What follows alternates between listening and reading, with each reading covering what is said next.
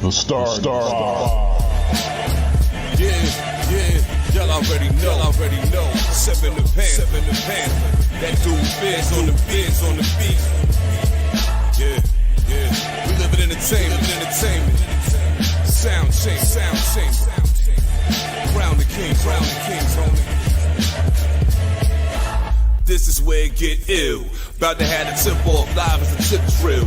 From the court to the diamond, to the track, to the big skin, flying around the field, starting five forever, keeping it real.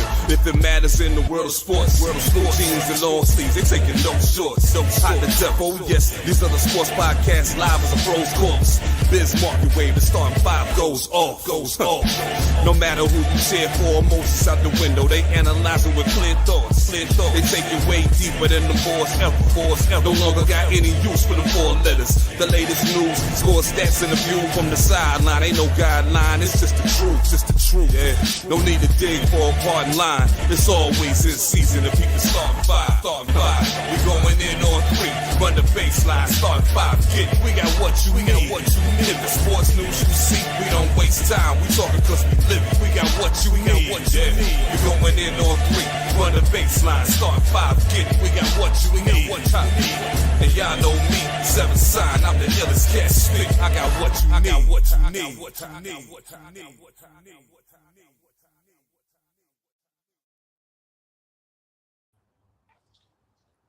Man, this week we giving y'all the 3-man weave. Hopefully we give y'all what y'all need. But what up, y'all? It's your boy, the man, that DJ named H5, your mom's favorite fat guy.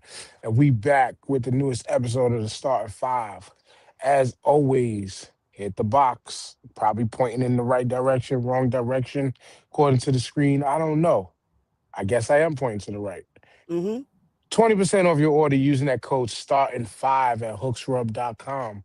And also, because I just shouted them out early, shout outs to the brothers at hashtag Blackout, the Jared and Jay. They finally back. They made their pod return after almost a 2-year hiatus.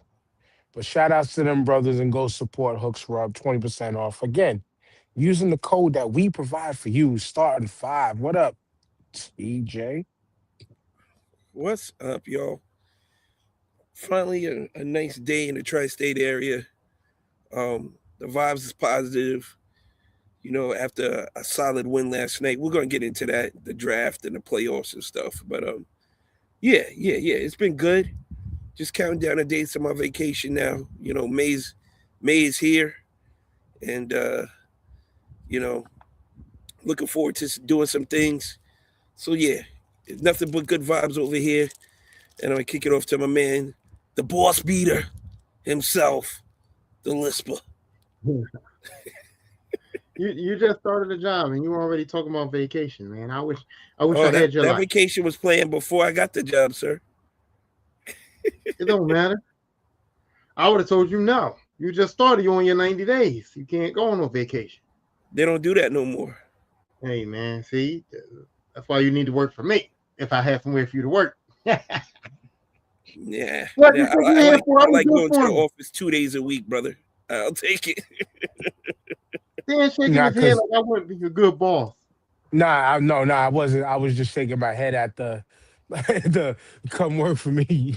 I'm gonna have something for you to do, and it just reminded me of my job because, you know, my job is if you buy your tickets at or even if your family member buys the tickets ahead of time to save some money, but you need to do a vacation change. They want you to deliver proof for why you need the vacation change. And if you show them the ticket and even say, hey, I didn't purchase this, this is out of my control, but my family wants me to go. Mommy and daddy at work will purposely deny you just because you went ahead and bought it. Like, oh, you gonna tell me that you gotta give me this time off? I'll show you. That's my impression of how they act about it. But yeah, a year and seven. Not to cut Tyrone's introduction, but all I gotta say is a year and 7 months left are on the schedule for me. No, good. Oh boy. All I gotta say is, I woke up I mean, yesterday I was in good spirits, and then the world just let me down again, man. And so I'm just at the point now where I'm just like, hey, you know what? I'm just prepared for the letdown now. The optimism of this planet has left. What? Well, Long well, time hold ago, on. brother. Long Hold time ago. hold on. Are you trying to say that the episode of the Lisper podcast disappointed you that much last night? Oh no, that was great. We didn't praise you're all great. I am a real racist. What? Fighting for the rights of white men. Are you? You know what? Dan keeps doing that like he was my number one guy, and he wasn't. My number one guy growing up was Macho Man, and it changed to Shawn Michaels. There was never a point in my life where Hulk Hogan was my favorite wrestler. Right. Come on. Right. It was just never. but it was just me having fun with that I shit know. with y'all. It's I so know. you see it triggered the fuck out of him, TJ. No, But let he him keeps know. throwing Hulk. No, he I keeps know. throwing Hulk Hogan on me. Like, yeah, I was a fan of Hulk Hogan, but everybody who watched wrestling, Hulk Hogan was the man at the time. It ain't my fault. Hulk Hogan was the man, no matter how you Not want gonna lie. When I was coming up as a wee lad, that was my dog. You know what I'm saying? Yeah, Hulk Hogan was the Little man. did I know the wool was being pulled over all our eyes, and That's him right. being who he was. It's not You know what I'm gonna work saying? for me, You know, brother. it means because like Ricky the Dragon Steamboat was, I consider, my favorite wrestler of all time. Him and Superfly Snuka were my favorite wrestlers ever. You know what I'm saying? Superfly Snuka was a jobber, man. He was a bum. Don't be disrespecting the Snuka like that, man.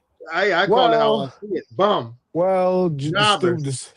Superfly also, he jobbed out in the courts and got lucky, but that's Yeah. a conversation for another day. Yeah. We're not But getting into that. Tyrone We hates talking it. about the ring. Tyrone hates it when we don't we don't keep it in context of the small circle, the character. square Right. circle.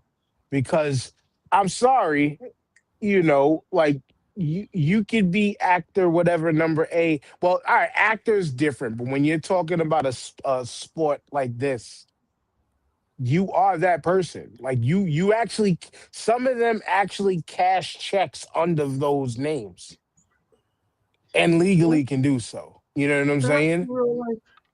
That's the real life aspect of it. And when I talk wrestling, I like to talk wrestling. If I want to talk about a wrestler's personal life, then that's the topic. And we can talk about a wrestler's personal life, and that'll be the topic. But for me, if we're talking about wrestling, then his personal life and what he did in his personal life is not the topic. And that's it. Now, if y'all said, hey, let's talk about Terry Bollea, the person, then fine. Okay, we can go into a piece of shit, whatever. But if we're talking about Hulk Hogan as a wrestler, I like to keep it in the wrestling box. You know what I mean? That's just how I like to do it. And the wrestling box doesn't incorporate the person's personal life. It consists of the backstage. Little backstage. And when we're talking about Terrence Bollea, I'm just, throwing some sauce on it. But when we're talking about Terrence Bollea, we're talking about the backstage where he had the meeting with the performers and told the performers, hey, listen, whatever you do, just don't get caught on camera. Not, be mournful and apologize for your wrongdoing. Honestly, own for your wrongdoing. Nah. He told these motherfuckers, just don't get caught. And if that bad advice in the wrestling business is kind of not. Okay, we got to remember all them dudes was doing heavy drugs and all kinds of shit. TJ. Drugs and all kinds of that. And they didn't have remorse for none of that. That they felt like it was a necessity in order for them to wrestle and a necessity in order for them to support their families and all that. They didn't care. There was no remorse. They weren't sorry. But TJ, hold on. But TJ, if your boy white man, if you're one of your friends that's a white boy, whatever, that gets caught in a nigga tirade, right? Right. Are you number one? You're gonna coach him through it as the friend. Number Right. one, I know that off the top, right? But like, if you were, and again, you're at work with a group of people, and this is you guys are both the bosses, whatever. Right. Are you gonna come in and tell everybody, hey, you know, don't be like me, don't get caught on camera, or are you going to more of like, yes, I fucked up, but let's do this thing the right way. I apologize to whoever was offended. Blah blah blah blah blah blah blah blah blah blah. Would you apologize or would you just say don't get caught? It's all about saving face, baby. It's all about saving face and reputation and respect at that point. You gotta apologize. You have to. I mean, if it's especially if it's bad like that, like you just gotta just man up. You'll survive it. People will get over it. It'll be forgotten about, and you can move on. But it But just you own the actually moment. apologize, right? Right. Right. But own the moment. Own the Right. moment. Said I did it. Yeah, I'm sorry. I apologize to those who are offended. Yada yada yada. Go through your 30-day apology tour or whatever, and then come the first of the month, wrap that shit up and get on to the next. You know what I'm saying? Because Right. you ain't gonna get nowhere by harping on it and shit. Or if you're gonna be like, yo, don't get caught on camera, you keep that to the most personal of personal friends. I Not pull to you an to the entire side. I not pull to you an to the side entire for that locker shit. room. Right. Not to Right. an entire locker room of people. As Hulk Hogan talking to the guys. He wasn't talking to him as Terry Bollea. This is the Nah, you know Hulkster, what? You brother. save that shit for the flight back to wherever you're going and shit when And it's nobody's like, around. yo, damn it, man. Somebody should have fucking told me. Like that. You know what I'm saying? Like that. That's the real. But that's that thing. And that's the incident. That's why, like, Mark Henry said, like, yo, I used to be a big Hulkamaniac. Now it's fuck that dude. Now it's I'm not mourning that dude. Now I can't stand. I hate this guy. Because he showed no remorse for his nigga tirade. There is no Because he remorse. because There is no no, remorse to show. That's my whole point. There is no remorse to show. He's not sorry that he said nigga. He's sorry that he got caught. And I wish right. more people would just say that. I wish more people would just say that. Just Yeah, keep you're it real. right. No, folks. You're I'm with absolutely you. right. Yeah, You're I absolutely get it. right. Just be You know what I honest. mean? Yeah, be honest. Yeah. Be Just say, honest. hey, But I'm sorry that I got caught saying nigga, but I said nigga. And even the thing is, he said that he thought it was cool because of the Lil Wayne situation. And yeah. what can we say? If you got people in Right. the industry that represent black people, represent hip hop and all that, people that black people supposedly look up to and all that, telling you can say it, and you want to say it anyway, then what are you going to do? Yeah, but You know what I mean? he was You're saying going to say it. saying that before the Lil Wayne shit. You know what I'm saying? He's We from don't that know. time where he was saying, yeah, We we don't know. know. We We don't know. know. We never heard. We never found out until after the fact. I'm sorry. I don't care how famous I am. If you're a white dude and you famous, you in a circle and you start nigga this, nigga that, I'm looking at you crazy, dogs. I'm looking Right. at you crazy because that shit is wild, uncomfortable. And I'm like, bro, who But gave you the it pass? and I but didn't. it's Nobody here also gave you the pass. like all right, this is gonna sound funky and fucked up to say, but it's also like, listen, if you are in that same cipher, you're going to check your man's or your woman there. Yes. But you're going to leave it there. Because if they were your people, you're not gonna let it get outside that cipher or that circle. No. But you're gonna check them so they don't make that mistake away from here. And everybody around me is gonna know what the fuck it is too. You know what I'm saying? Like I'm gonna Right. check them right there at that moment. Right, exactly. But when you are, who you are. But anyway, we brought all of that up just to say I kept roasting and killing them yesterday because we were doing tell them the show, Tyrone. What did we do yesterday? So we were trying to accomplish Trying to to. make a list of the 20 greatest wrestlers of all time, and didn't turn out too good. You know what I'm saying? Because after looking upon the list and looking at the wrestlers that we put on the list and looking at the wrestlers that I had on my paper, there's kind of almost no such thing. It's kind of almost no such thing because we got AK, 20 on the paper, and we them didn't get 20 ain't close like, to we didn't get close to what he envisioned What, as We didn't actual get close to nothing. wrestlers? Yeah, we didn't get. I know what he's saying. He didn't. We didn't get. We did a. We were trying to build a top 20 wrestlers of all time, and I will say, after a certain point, it felt like just names was just being thrown out there. No, it that's did. not true. It did because there's It certain things. Because we're gonna get to. We're gonna do a part 2 show to refix and revise this thing where there's gonna be way more arguing. But Did I Rob Van know. Dam make the list? Not yet, but I made a signal on the show. You have He's to a look wrestler, at the show. man. Yeah, Listen, but I know Tyrone well enough now that like when he wants to do a show like this, there's a certain vision that the brother has, and it's hoping that it goes. And I noticed as soon trying as to it big Oda derailed, You trying to big Oda nah, list? yeah. no, No randomizer. tell him. But I Okay. recognize, and it like, yeah, I'm gonna let him have it, but I recognized as soon as we kind of went off the rails, he was almost just like, you know what, fuck it. Let's just see what the people are gonna give me. That was the vibe I caught. Now, you could obviously say something about, but that was the vibe that I caught, my brother. But it was fun. It was fun. And blame me for a lot of the derailing because frying niggas up yesterday. But go ahead, Tyrone, my bad. See, what Dan is trying to say, what Dan is saying is partially not true. When he's talking about that people were just throwing names out there, right? That's partially not true because the 20 names that we have on this list are all legit people that deserve to be on this list. Like, the list is not bullshit. But True. I'm just saying that we got 20 names on this list, and I got about 25 dudes on the side that didn't make the list that I'm like, you know, like, wait a minute. So it's like 50 guys that we can possibly put on a 20-man list. So we got to dwindle down. I'm saying 60, but it may even be more than that. We got to dwindle down a list of maybe 60, 75 dudes. But down are they to a top actual 20. wrestlers, Ty? Like, are these dudes like technique? You know what I'm No. saying? Are they wrestling? No. So But break some of- it down for So we TJ had so we was aware. So TJ, what we had was an entire criteria that encompasses all of wrestling. So we had Okay. like That him and promo, Brian, him and our brother popularity. Brian from the UWO made.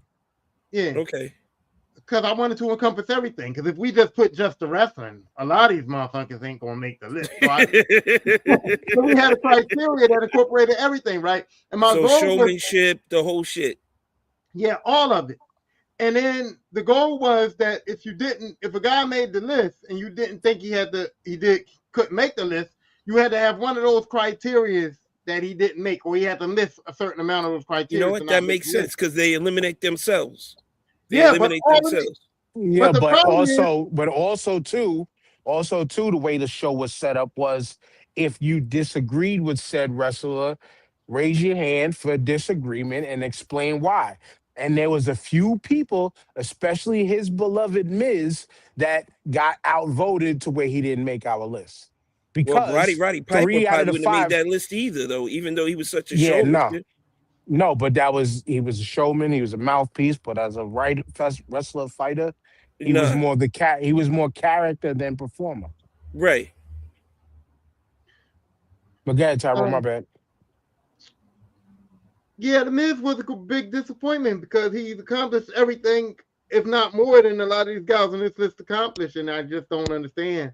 Only in the WWE. I don't know. That's the only place he had the chance to. Listen, look, TJ. The Miz is being punished by Dan because he only wrestled in the WWE, right? But he started his career there and he never messed up to the point where they had released him. He never wanted out of the company because he always was somewhere involved. Like when he wasn't a top guy no more, they gave him Miz TV, they let him talk. When he wasn't a top guy no more, they put him in tag teams, let him get tag team belts, let him put guys over. So there was never a reason for Miz to leave the WWE, which was the top company anyway. And now Dan is trying to punish him for that. That's crazy. Well, it's because multiple reasons. Not just that, but it's also damn it, why did I just draw a fucking blank? Because you ain't got Did he meet all the criteria is the question. Yeah. To Tyrone. Only to Tyrone. What criteria he didn't meet? What criteria he didn't meet? He wasn't a What good criteria he didn't He meet? wasn't a good in-ring performer. Neither was He's Hulk not Hogan. Neither was right. Undertaker. Neither was Mick Bro, Foley. A lot of these guys fucking wasn't all he good I did was know. wrestlers. perform in the ring, bro. I All you he know did was perform in the ring. What are you talking no about, bro? Who? Hulk Hogan? who Yeah, no he No. didn't. the No. No, he whole when didn't. he getting beat in the head and Why he's did I like fucking bring dancing around and shit like that.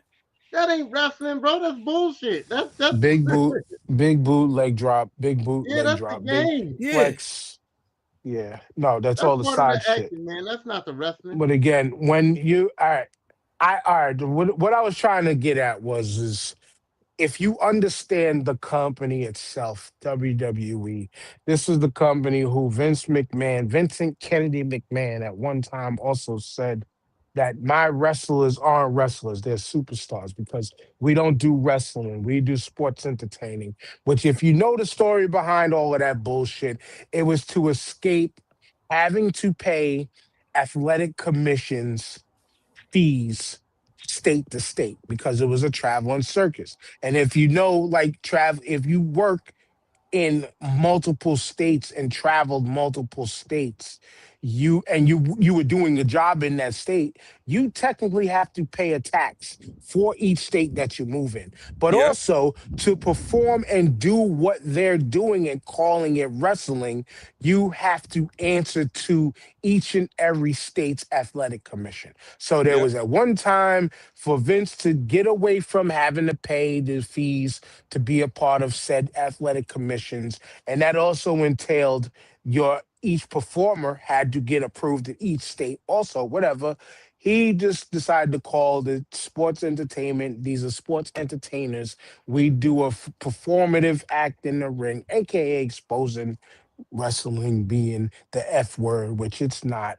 But just knowing the company itself and all the wrestlers, the good wrestlers in that company who could have been, because of their actual abilities, been in those positions that a person like The Miz was in, a person like John Cena was in, a person like this, that, and the third was in, that could have did better. And as far as the sport is concerned, I put a knock against that because it's about the politicking behind the scenes. It's about what you can do, being AKA what they call the good hand, the person who's willing to say yes and do everything. So I am not really knocking The Miz on that. I knock it because it was all done under one umbrella, which is one umbrella full of shenanigans, full of this ain't about the wrestling no more. They're about just selling the product, selling the t-shirt, selling the merch, right, selling the thing, and right. just making memories, not giving you a complete match to be entertained by, giving you the spot in a match that makes you talk about talk about just that one spot and then move on. Mm-hmm. So I was long-winded just to say that the WWE is full of bullshit, that Tyrone loves the bullshit, and we talk about this all the time. Every week. But anyway, the list yesterday was fun to build. It was a lot of arguing, but the point for me, because I was being myself and rambling off a lot of fucking history, I helped a couple people on that show say, yo, I'm going to have to go look for this person, look for that person, look for that person. And that's the dopeness about trying to build something that Tyrone was trying to accomplish yesterday. Right. All right. I like it. I like it. I like it, Ty.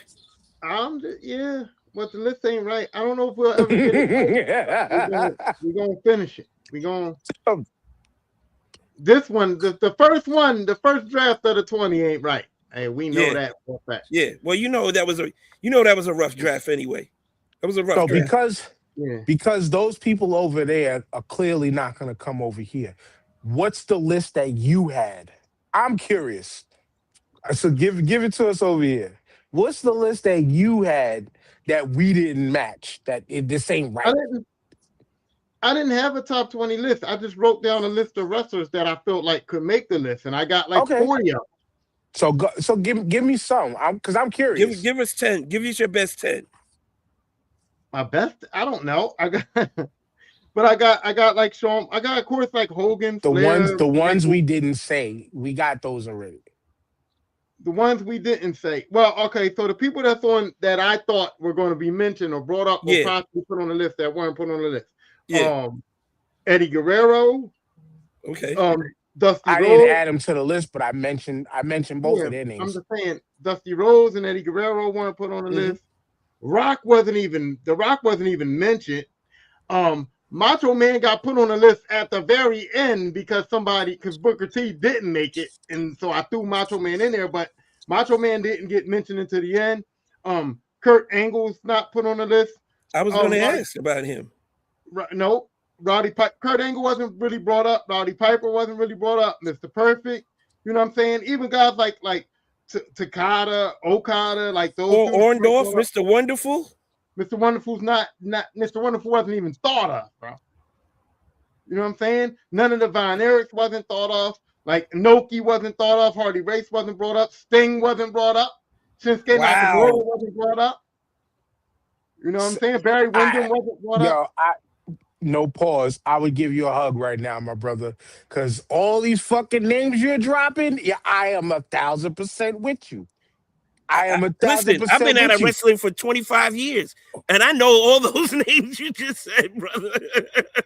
Well, yeah, I mean the Antonio Inokis, Okada was mentioned, but not mentioned like that. But again, see, this is where, and shouts out to the homie Mike, but this Bob is Backlund? where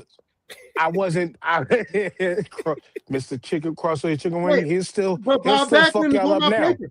Bob Backlund is on my paper though, because Bob Backlund should be brought up. Right. Well, I mean, there's bringing them up and making it. It's two different things.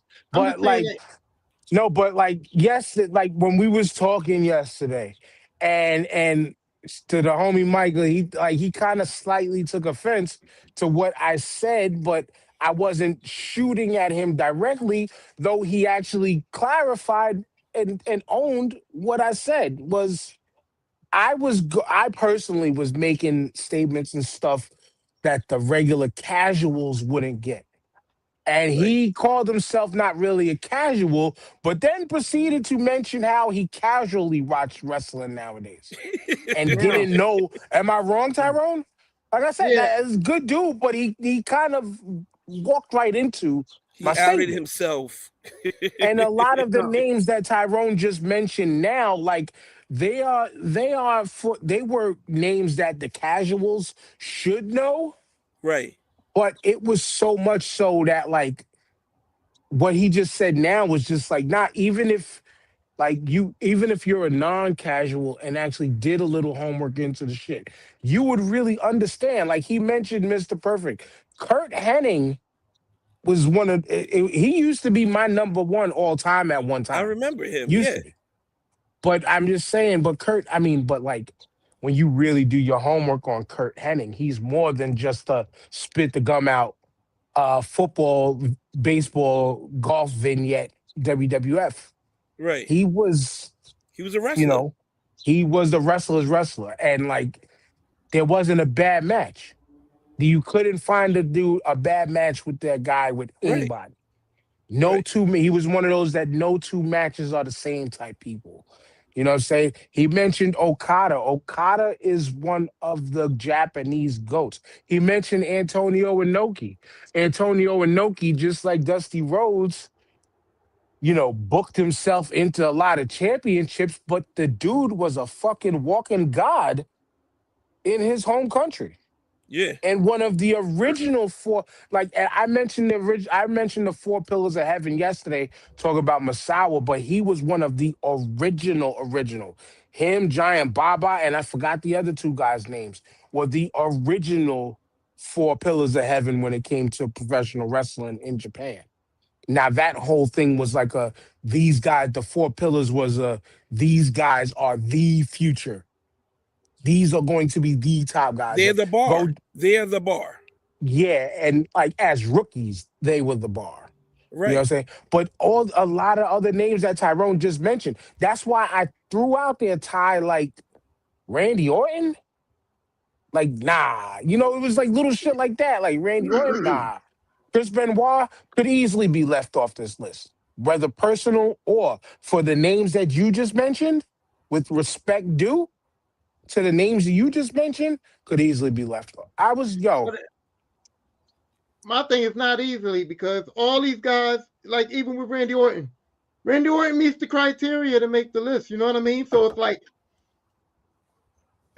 I thought the criteria would eliminate a lot of dudes that it didn't eliminate when you go down the line. I thought Orndorff the criteria would make that list. He should make that list. He fits the criteria. He was a wrestler. He had That's what I'm stage saying. presence. That's what I'm But saying. but in the WWF, where we got to know him up top, you know what I'm saying? When we got to know him, he didn't really carry no championships. No. Oh, that's the key factor. To his criteria. Right. So this is where, again, the casuals will see a Paul Orndorff and just think WWF. Right. The people who know some of his other history from the past. And this is where it makes a list tougher when you're building a list with people that don't have a thorough knowledge of everybody that you speak of. They speak, They're speaking from not knowing the history. And I don't mean it with no disrespect. No. But it's just like that. It's some people can talk surface level. Some people can just talk off of all they know is, and you know what I'm saying? And then there's just some people, it's, oh yeah, I remember that name. And then you just start mentioning, you know how like when we start, like, you know, we'll talk about something and they'll be like, yo, you can't forget. No, I intentionally didn't talk about them. Right. But TJ, what is it to be said about if you are great everywhere but the big time places? Like, because I'm gonna just say it like this, like WWF and WCW were the big time of wrestling, right? So if you got guys that were NWA superstars, guys that were superstars in the territories, guys that won championships all throughout the territories and done great things for wrestling, right? And then they get to the big time, WWE, WCW. If they were in one of those two companies, and they didn't get to the heights of where they could get to in those two companies, there's something to be said for why that didn't happen. I know there's politics. I know there's bullshit. I know all of that. But still, you can't put a guy on a top NBA, on the 20 top NBA list for what he did before he got to the NBA. Doesn't work. You know what I mean? So you know what that reminds me of, because when you say that, there's a huge problem in that now, like what you're saying, and it's like I get upset because I seen these guys in the lower ranks, and I thought they should have been elevated in, like, say, WCW, WWF, and they never got the opportunity. And I'm like, yo, this dude was dumb nice. Like, why can't he get a shot at the belt? And that's what makes lists and things, when you try to use that perspective, it makes shit harder, because all right, let's take a perfect example actually is Dusty Rhodes. Okay? Yeah. Dusty Rhodes was the king of multiple territories. Yes. Because that was the system at the time. Right. Okay? But then when the WWF, who technically was the big time, but still wasn't, like, they were on the ropes occasionally of losing some wars and stuff like that. Losing, right? But you have to, like, I'm bouncing, my bad. You got to remember who's in charge of those companies and what do they think is best for business. So Dusty Rhodes, again, you go from the king of Florida Championship Wrestling, the king in Mid-South, the fucking one of the greatest feuds with him and Ric Flair, and I think in one of the NWA promotions. You know, the dude was walking money no matter where he went. Finally, you know, goes to WCW, has a major backstage role in WCW, was a major player in WCW, finally takes the Vince McMahon money, and then Vince McMahon chooses to put him in polka dots and tells him to go get over polka dots. But don't put you in no position to be the top dog. Here's some fucking polka dots. Yeah. This is 'Cause you know how I'm what? gonna insult You know you what? because you didn't come to me earlier. We was younger at the time, but you know what? I'm like, this is weird. You know No, what I'm but saying? Why is this like this? This is weird. And you got no explanation for it. I Because you got a know little this is bit So of not this dude. no, but here's the thing. So when you take that Dusty, right? And then Vince says, here's these polka dots. Go get this over. But you can never be so now you can't be put like this is where it's different from the NBA comparison that y'all just made. Because you're in a company now where the boss man has the total absolute end all be Right, all control. right, So right. Sting didn't get mentioned, which is crazy. But when you got Sting to finally join the big time, the WWE, what the fuck no. did they do with Sting? Sting was in the big time already. Sting was in WCW already. That's the big Right, time. and was the king. But the way that the people put it at that time, when WWE was the only thing smoking because TNA was what it was, but it wasn't prime time like that, then people said, oh, he finally made it. But then got put in what position? You know what I'm saying? Yes, he's probably number one all time in a WCW list. Here's Him the or bad. Flair. But But here's the other reality of it too. Dusty couldn't get over when he came to WWE. Dusty was old. Dusty was fat. They had Hogan. They had Macho. They had Warrior. They had a lot of dudes that and he Dusty got wasn't going those to get put polka over with dots nobody over either. though. He got Yeah, the because polka that's what dots he had over. to do. Because he was good enough to get the polka dots over. But I'm saying Dusty never was going to be a top guy in WWE when he got there. When they Right. had So do Warrior, you they had so Hogan, you they had don't Macho, they so had all the Shawn name Michaels coming dropping up, you're Bret Hart doing, coming up. all the name dropping you're doing, don't you now see the flaw in the whole big time No, conversation, making I the big don't. time? I don't see the fall in it because, like I said before, you still. That's why I had a variety of people on the show. That's why I had you there. That's why I wanted Brian there, and that's why I wanted some casual guys there too, so that we can have a mixture of thoughts. And I thought we'd come up with a list based on all of those things. You had the right to object. I had a right to object. And the casual fans that I brought on, even though my brother been watching wrestling for 20 years, he didn't dig deep into it. He watched WCW, he watched WWE, he watched a little bit of ECW. He didn't really dig deep into it. And he didn't go to my That's me. grandfather's house. That's all me right there. That's And as he didn't far go as to I my went with it. grandfather's house to watch NWA and watch them wrestlers that came on Prism late at night that nobody heard of and all that. So he didn't Right. have all of that behind him. But Right. at the same time, there's something to be said about being at the top in the top company and making a name for yourself in the top company. That's part of it. And so that's part of it. And even though you may not feel it's an important part to you, that's why I had other people there that feel like maybe that's an important part to them. Enough for Yeah. them to keep the man off the list. Respect. Yeah, balance. You brought balance, and I again, I'm not mad at that, but I just describe it in the way of like, for a person like me, that doesn't hold weight for me because it's also what have you done in every step that you went through, every path that you went through, and then again, we're talking about a business that you have to be put in said positions or get yourself over enough to create an undeniability about you. You understand? That's all Like part. like I said, where there's certain wrestlers where it's like, we could talk about the Daniel Bryan situation in WWE at the time. Vince McMahon, TJ, did not like the little guys. He thought all his champions should be 6 foot and above, absolute fucking Of course. statue jacked figures Yeah. and all of that. Yeah. But the best wrestlers was usually 6 foot and below. And Yes. Daniel Bryan, Brian Danielson is one of the best in-ring performers on the planet ever. But the people, and then again, he created he had a movement with the yes chants. Yeah. And Dan, it even as a took, casual, I knew the little guys couldn't win in that shit. You know what I'm saying? right. But here's the thing. You put Dave Bautista, who else was in that match? Tyrone? Was it Orton? I'm not sure. I think so. But it was two bigs and a little guy.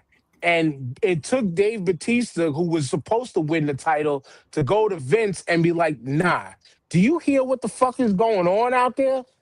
They want this. Like, no, like the dude had the K for him and tell him, Right. take advantage of this shit. Right. Because Vince didn't give a fuck about that. That's also big on him to have his back like that as well. You know what I'm Yes, saying? yes.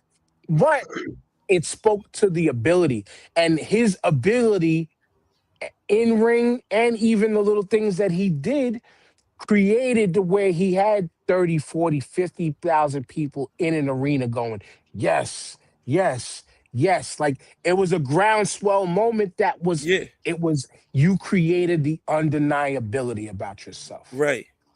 Right. Then you had Kofi Mania. Same Yeah. shit. The kid had a trajectory going like this. The people willed him into the thing, and then what happened? The next night, the Black Man Killer for championships came through. Yeah. Brock Lesnar beat him for the belt. You know what I'm saying? But the point I'm just trying to make is if you're not my height or taller that Vince loved when Vince was in charge, you had to be that undeniable to even get a shot. Wasn't Jeff Hardy a champ though? Tag Yeah. champ, individual champ, a lot in TNA, places like that. But Is at he the 6 time, feet though? He was heavyweight I don't- champ in WWE too. yeah, but he also wasn't he just WWE. had too many problems. He had too many and the dude was, if he was able to stay off the bullshit, and am I wrong, Tyrone? No. If Jeff Hardy was able to keep himself clean, he would be in the conversations of Right. some of these Jeff greatest of Hardy's all on my time. list. Jeff Hardy made my pip work, but here's the problem with Jeff Hardy was he didn't have to give a fuck because everybody wanted him. Like He's he fucked up technically a small guy though, right? I mean, Yeah, he's but- not Yeah, a big body dude. size. Yeah, But Yeah. his whole attitude on life was that I can do whatever the fuck I want because I'm always going to be this dude. And so, and it proved him right because And WWE his was like, brother. yo, man, you're a drug addict, you're fucked up, you got to go. And then TNA took him too. on, and TNA built him up. And then they were like, yo, you're fucked up, you're a drug addict, you got to go. And then he went in the indies and he was still a star. Like this dude was a star everywhere he went. So he didn't never really care about corrective behavior because until knew he could go- eventually he got his shit together. And when he got into AEW, he fell off the wagon again. But AEW helped him get his shit back together, and then their contracts went away, and then they moved on and stuff. But that's a dynamic too, where his brother Matt is actually the better wrestler. Like, I've heard his, that. his brother Matt heard is that. actually the better wrestler. I don't think so. Jeff was just throw his body to the wall and see if it stuck. I don't know, man. Matt Yeah, had the more memorable, but yeah, let's get off this shit. But yeah, yesterday was fun. Go check it out on the Lisper podcast. Please do. You can hear all the arguing. You can tell me I was bugging. You can see Yeah. Tyrone lose control of his show. It was funny. Fucking hilarious. Nah, No, but I'm it was gonna a get great. back in. It was a great time, though. It was a great time. I do whatever when my boy needs me. I'm there, man. That's what it is. That's He need- what's up. But he brought the wrong two. He brought me and Brian on, and it was just like, yeah, I don't know if the rest of y'all can hang with us two. Yeah. That's my I already point. see. I already know I what know, Brian's I doing. know. I already know I what know, Brian's I'm doing. That was my I'm plan. Okay? That was my plan. I know. I was just joking. I'm just joking. But anyway, speaking of plans, we had to drop some plans, which we were supposed to deliver y'all the draft this week. But again, blame me. I can't fucking find my damn charger to my computer. I need to just tell my daughter, like, hey, remember what I did with my Mac? Yeah, make me a guest account so I can use your computer while my shit is out. But I didn't get to build the draft board. Plus, we need the other two brothers here. Get well soon, Yep. Safe flight, Jamal. Yep. So we didn't get to do that, but Do y'all want to get into these album reviews now, or do you want to save that fun for the end? Whew. Do you want to No, save it, let's save that for the Tyrone? end. We got All right, we got a lot of stuff on the plate. Let's save you that want, for the end. all Let's right, save that for the cool, end. cool, Do you cool. want So, to start with the playoffs first or the draft? get the playoffs out the way. All right. So Detroit is in trouble, man. All this talk, number one seed, killing the Knicks, this, that, and the third, and their inexperience as a team is showing up right now. Orlando's got a 2-1 lead on them. This is a team that won 60 games. Orlando had to come from the play-in to get to face Detroit. They're the 8th seed, and they're giving all the problems to Detroit. But Detroit is getting exposed because, as we've been saying, they only got one person who can score the ball, and that's Cade Cunningham. Jalen Duren is not doing it. His counterparts are not doing it. No bench, nothing. It's Cade, ride Cade's cape, and hopefully you wish for the best. That shit, if they make it out of this round, they're definitely not making it out of the second round. I don't care who they play. The book is open now. It's a copycat league. They see what's going on. They're going to run that shit into the ground until they're out of here. Eastern Conference Finals is not in their books unless something major happens and injuries like that keep them going. But Detroit is in a world of hurt right now. For a number one seed, they should not be down to the Orlando Magic 2-1. I don't know how y'all feel about it, but it shouldn't be that way. How I feel about it is, I told you so. I tell everybody I wasn't concerned about Detroit. I told y'all Detroit wasn't the team to beat. I said the only people that had to be worried about Detroit Pistons was the New York Knicks. That's it. Nobody else didn't have to worry about Detroit because I thought that Detroit was just doing what they was doing. They was beating up on the teams they were supposed to beat up on, and they were winning some games that they shouldn't have won during the season. And I never thought Detroit was that great. I never thought they was that good. I just knew that they beat the Knicks ass.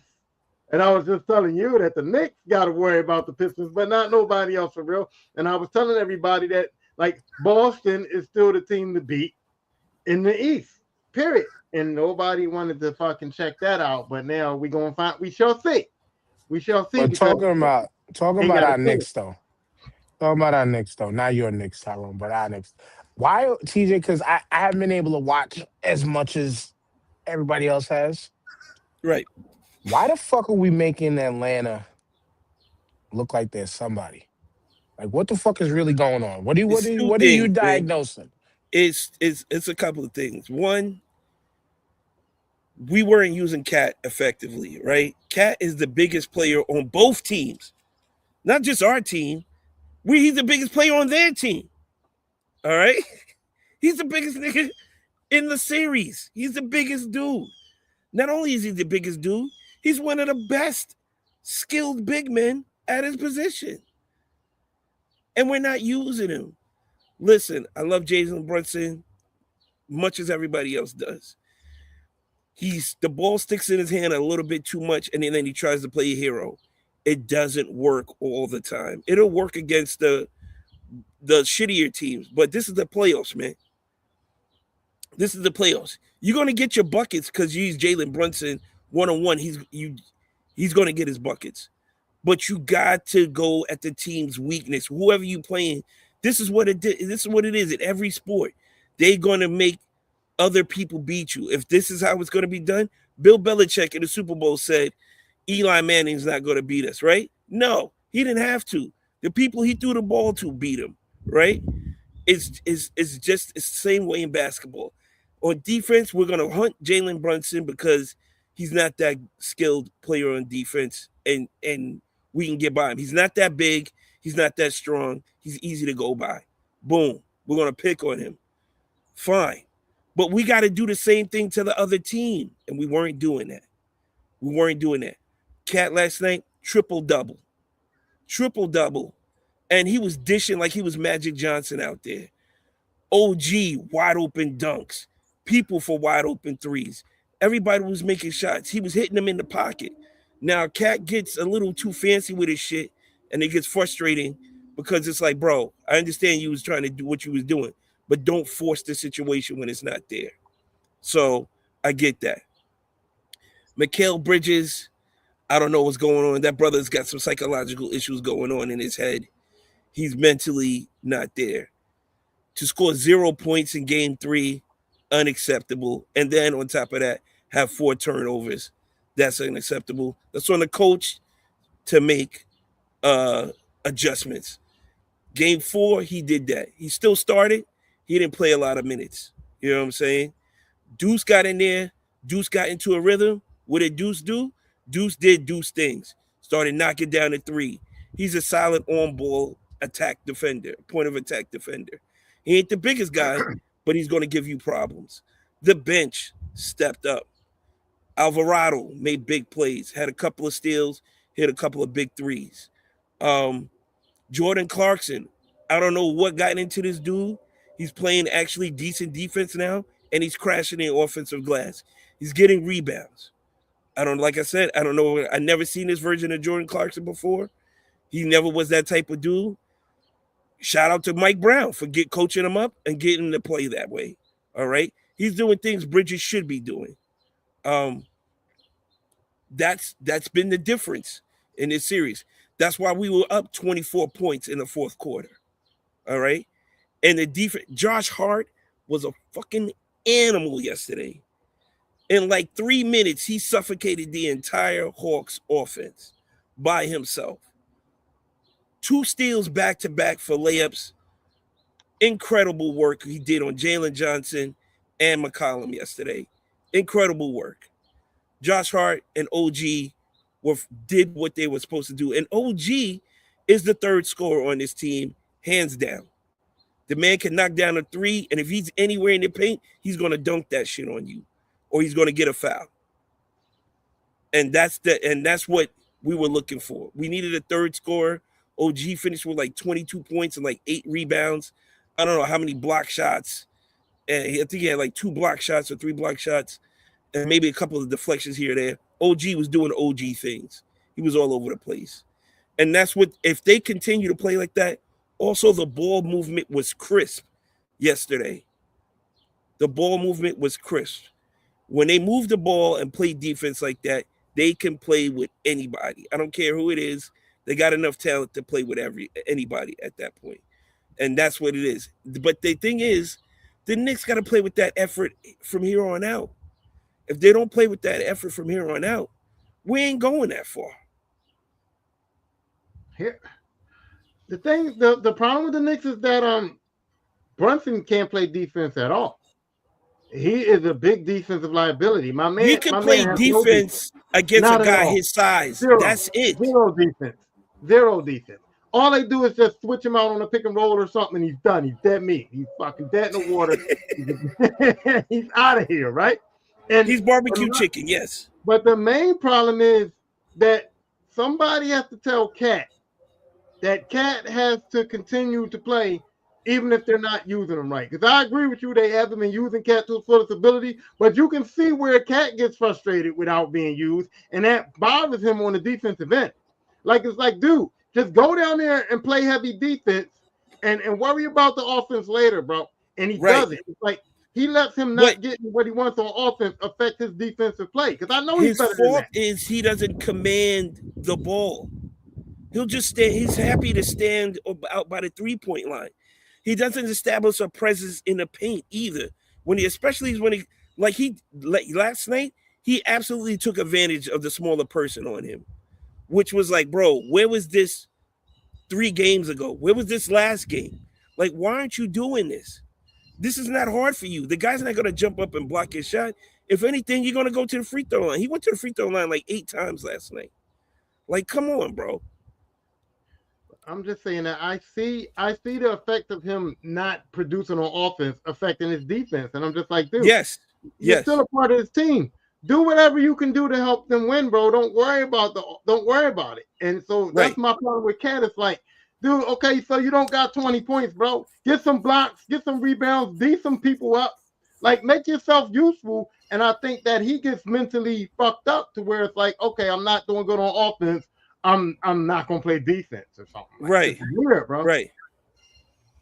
It's mind games. It's mind games. You know, these dudes at this point, the skill level is not nothing they worried about. It's the mental aspect of the game for a lot of these dudes at this point. And you know what I'm saying?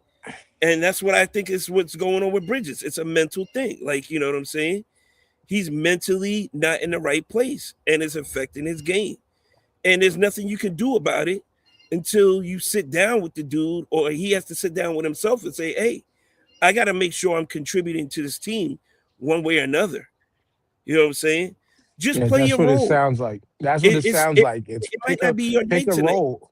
Pick something. Pick something to do. Like, yeah, you're not hitting shots. All right, now I gotta adjust. Let me focus more better. Let me lock this dude up. At least if I'm locking the dude up, let me get myself in position more for rebounds. Something. Right. Something, bro.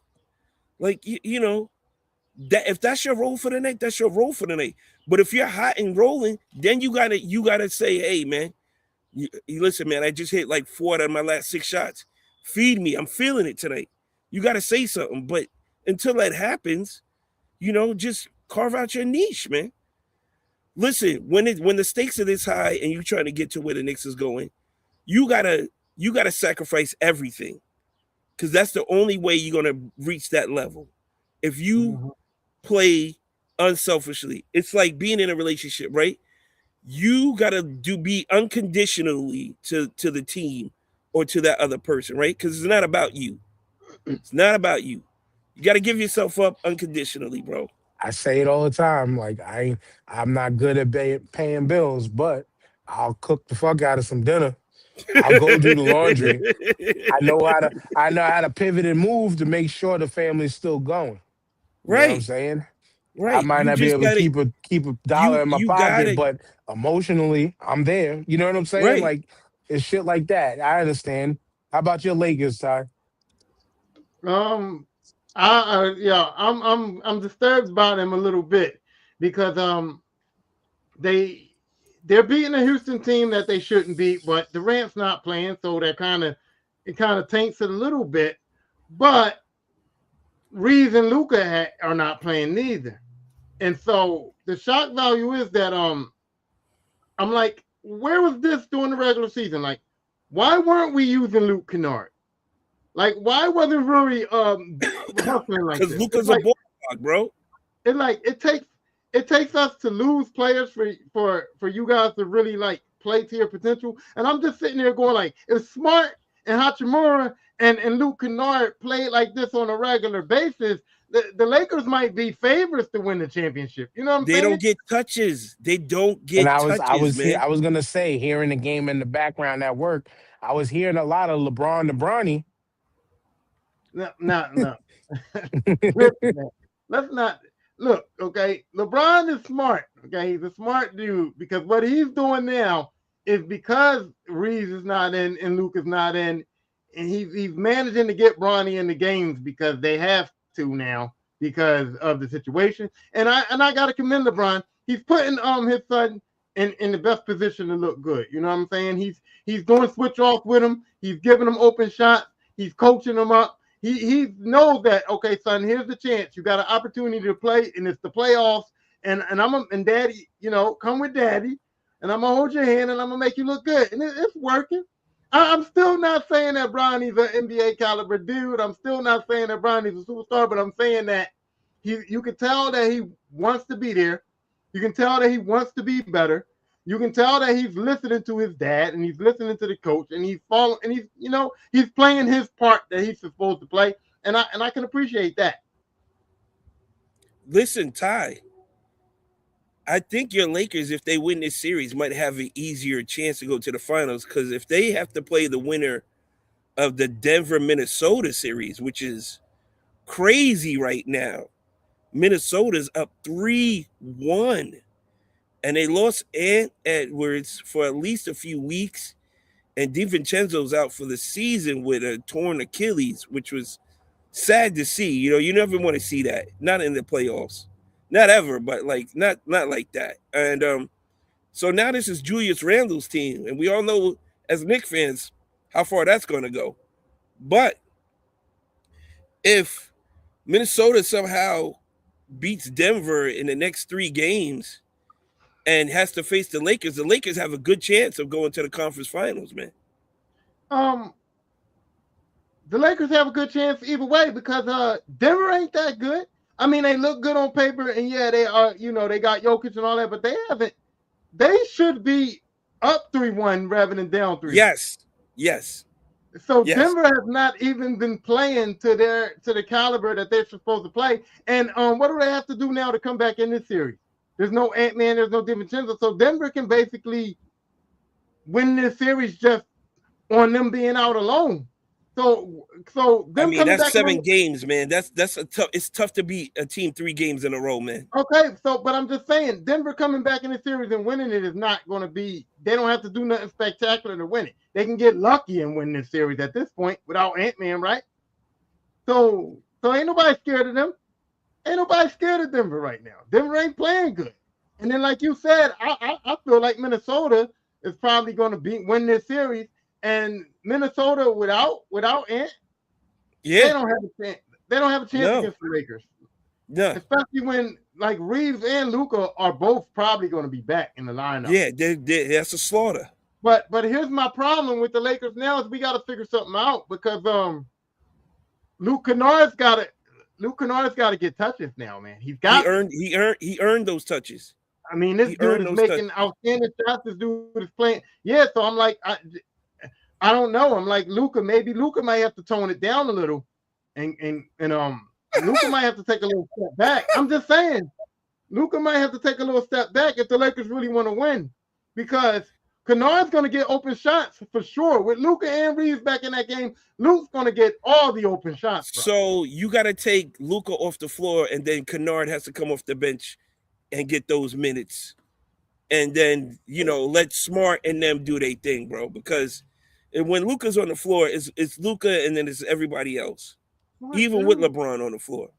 Smart too. I'm almost at the point where I'd rather take Smart's defense over Luka's offense right now. Like, Smart is taking his opportunity. He says, okay, look, I'm not going to make a lot. I'm not going to score a lot, even though he's been scoring because of tenacious defense and passes and all that. But the way he's playing defense right now, dude, and the way he's like, always in the mix, tenacious, just running around like all over the floor, everywhere to try to like make the Lakers win. It's like, do I even want Luka to play? Like at this point, I might just hold Luka out to the conference finals if we, just make sure he's 100% healthy. That's a stretch. That's a stretch, man. That's 30 points a night you talking about, bro. That's a guaranteed 30 piece, bro. Yeah, but that 30 point. Smart's defense might be more important right now than that 30 points. I get what you're saying. It's a matter of finding the right adjustment and right balance. And going into that point. Going into the next series, if they make it, you gotta run the game 1 as this was always your starting 5 if they're all available. Right. And then you plug and play and see what works from there. Right. So I'm not mad at your thought, though, of that. I'm saying, okay, so Luka give you 30, right? But if Luka gives you 30 and Kennard's only giving you 10 and Tremor's only giving you, and her Tremor's only giving you 8 or whatever, in exchange for Luka maybe coming in and giving you 10 and Kennard getting 21, Reeves getting 21, Tremor getting 21, and LeBron being able to do whatever the fuck he wants to do, without having to worry about getting points and rebounds and all that kind of shit that he don't have to worry about. LeBron's just out there doing what he wants. That might be better than having Luka drop 30 and everybody else. Sounds like you're asking for a little more balance. He wants more team ball. You want more team ball than Luka versus the starting 5 of whoever and shit. Yeah? Right, because what is it like, okay, Luka gets the 30, but now whoever he ends up guarding, what if that it's like a combined, he gave up 25 to 26. Oh, he's giving up the 30. He's giving up the 30. Right. Where you got a Marcus Smart who might give up 15, but it'll get you 10, and 5 or something in another avenue. I'm just making up numbers, I understand what Tyrone is saying but it's about finding what's the right pairings on the court to give The you only the thing I outcome you need. can say is that Reeves and Luka are way better at ball handling than any of these other Lakers. They're like at 20 turnovers per game. They look sporadic. Like Smart doesn't have a handle, bro, and he'll fall down and drop the ball, and it's like LeBron can't. LeBron's trying to play point guard, but it's kind of hard for him to like be that dude. And so Luka and Reeves will handle a lot of the ball handling, which would like stop some of the turnovers, but they're still winning with the turnovers. So it doesn't really bother me. But I know later on the turnovers are going to, like Minnesota's going to make them pay. Like Houston can't make them pay for those turnovers. Minnesota's going to make them pay for that. Absolutely. You know what I mean? So Man, the beauty in the science of a team game. Oh my God, man. It's a team game. It don't matter what your celebrities do. Can everybody perform and play together? But here's my thing, and that's Ty. what you just asked for. Here's my thing, Ty. These guys practice every day. Not every day together, but they practice, right? You don't think Luke Kennard is knocking down those same shots in practice, bro? You don't think he's fucking crushing dudes in practice with these threes? And they're like, damn, your man is wet. Your man's on fire over here. But he can't get 10 minutes in the game? Come on, DJ. Practice speed and game speed. Come on now. No. Two different things. But if you're practicing to get on the floor, Dan, what do you got to do? But here's the problem. You practice hard to get in the game. Here's the problem. True. Kennard looks good right now, and everybody's pumping it up, and everybody's saying, "Whoa, look at Kennard! Look what he's doing! Look what LeBron's doing right now! Look at Bronny, all that." Yeah, and I'm saying it too. I'm saying it too. I'm getting caught in that trap, in that whirlwind, right? But that's because the Lakers are winning, right? Right. Now what happens? What happens when they cut Lucas minutes and they cut Reeves minutes and they bring Kennard in and they lose? Then it's going to be, oh, you played Kennard. Reeves only had 35 minutes. Kennard had this many minutes. Right. Reeves only took 10 shots. What the fuck? Right. Then it's going to be Kennard's fault. You know what I'm saying? Here's the other thing. Houston is not really playing defense like that. So what are they going to do against a better defensive team? You know what I'm saying?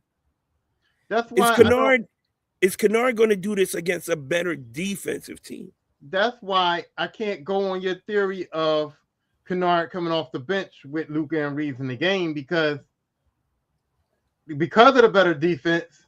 With Luka and Reeves in the game, if Kennard's on that court, he's going to get the shot. He's going to get the open shot. Right. Because of Reeves and Luka taking. Yeah, because they're drawing the defense. Right. So, yeah, because I don't see Kennard can't create his own shot.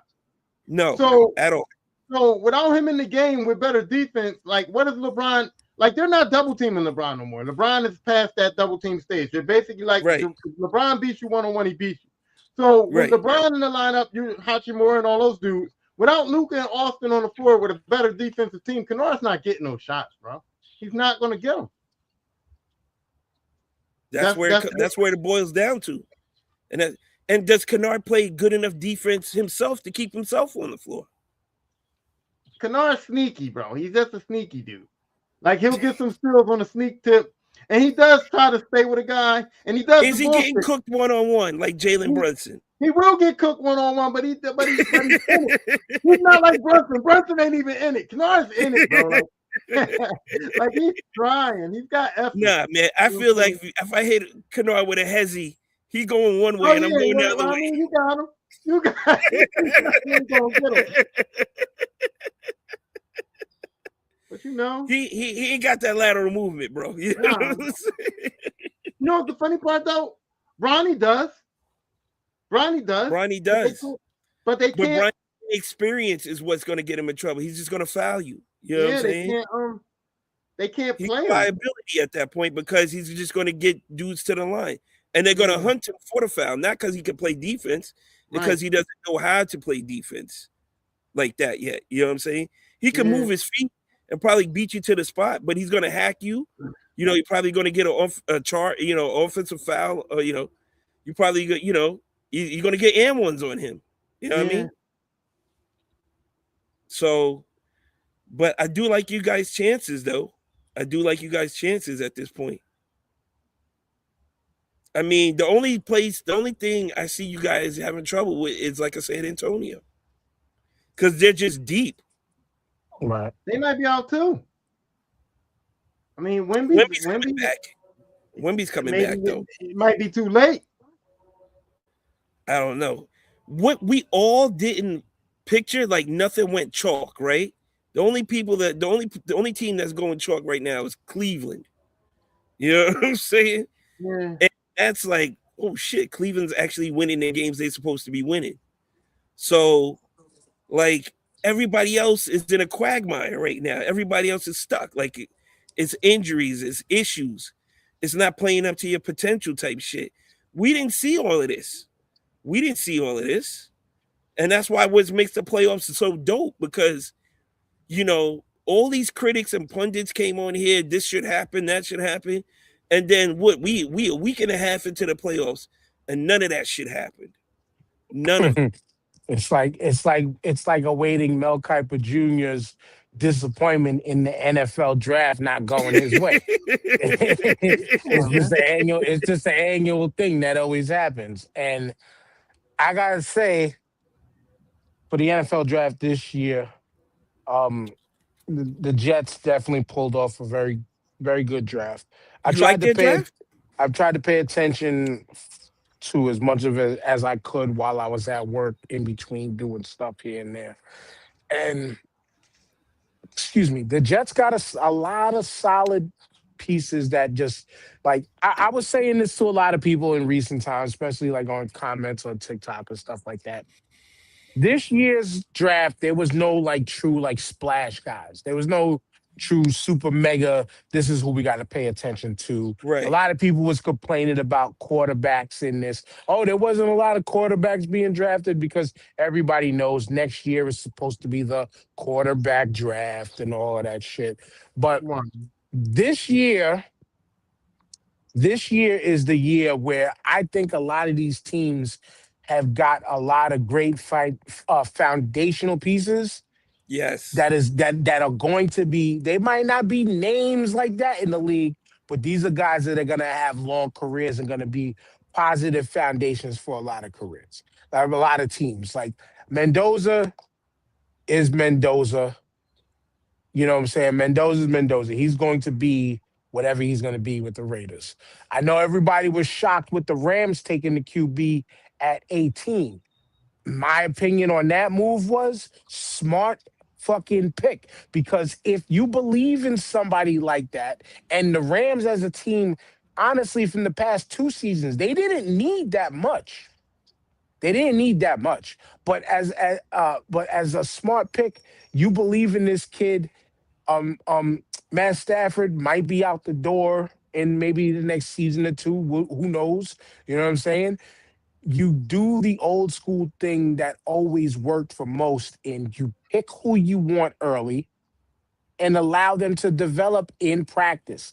Picking the veteran Super Bowl winning champion's brain. You allow them to develop from the bench. He will be able to develop in that system there. Yes. There's no rush for him. Right, but I think everybody else, like Cleveland had, it seemed like they had like every time I picked up my head up to look at the TV, they was drafting somebody. This draft, I think, is going to be a foundation builder, not a big superstar thing. And the one thing I can say about my Eagles, because I kept missing all their draft picks except for the first round one, AJ Brown is gone.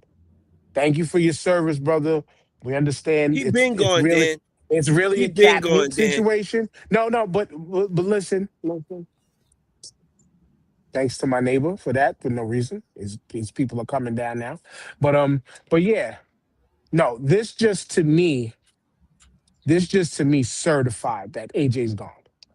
Because they went and picked the Bolitnikov winner of last year. So once again, Howie does it again. Like, he picks one of the top talents that's out there and gets away with it and has people mad making videos. How the fuck do we let Howie Roseman keep doing this? Whatever the case is, I just hope that this kid isn't the diva that people was trying to tell me that he is, and doesn't try to act dumb I hate. because it won't work in a city like Philadelphia. Being a fan. Uh, But other than that, though, y'all Giants, y'all made some noise too. Your Commanders, Tyrone. Go ahead, Tyrone. You was gonna say something. I hate. I hate what the Rams did. I hate it because of the simple fact of the matter is that you not one player away. The Rams is one play, not player. The Rams is one play away from being a championship team. Like literally Right, one play away from winning Super Bowls and shit, right? right. And you get a player with your first round pick that you do not need at all. You know what I'm saying? You do not need this guy at all. So what are you telling the fans? What are you telling your team? What are you telling everybody that we're preparing for a future? We don't want to win And right now. this We don't want to win right now. but here's the thing: is the I'll be right back. draft not for building for the future? Sorta. But no, the draft is also for getting players that may help you win right now when your Super Bowl window is Yes, right now. yeah, you're not wrong. But if the team feels that confident enough, though, to where it's like, yo, we don't need much. Let's build in confidence of who we think we want early. Then you do that. You do that. You don't have to follow. You don't have to. I know what you're saying, but you don't have to fall into those trappings of, oh, now we don't need that. We just need this one rental player to help us get over the hump because we're right there. And you're right. The Rams have been right there for like the past 3 seasons. They've been right there. They have been. But sometimes you don't have to always draft for need, especially when it's already been proven most of the value in these drafts are in the second and later rounds. Yeah. And I believe that you could have got a quarterback in the second and later rounds if that's the route you wanted to go.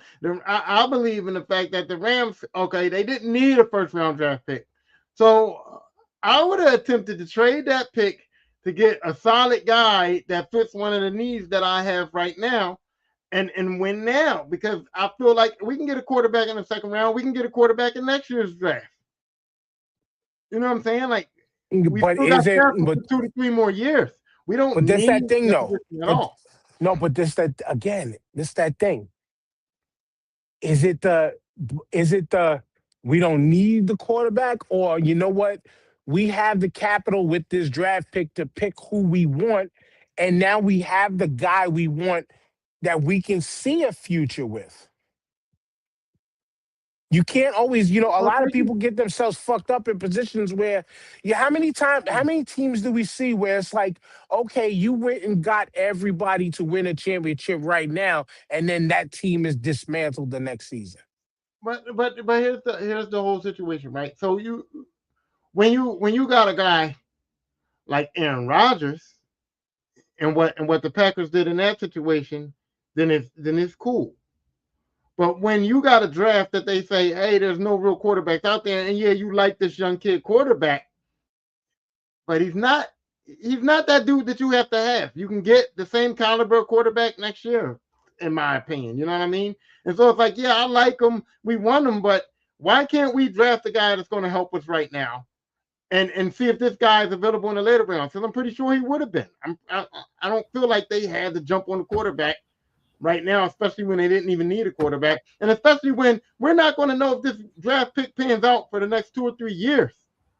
You know, and if Stafford gets injured, they're right back. They're right back in the top of the draft, and now they can get any quarterback they want on a draft that is going to have better quarterbacks.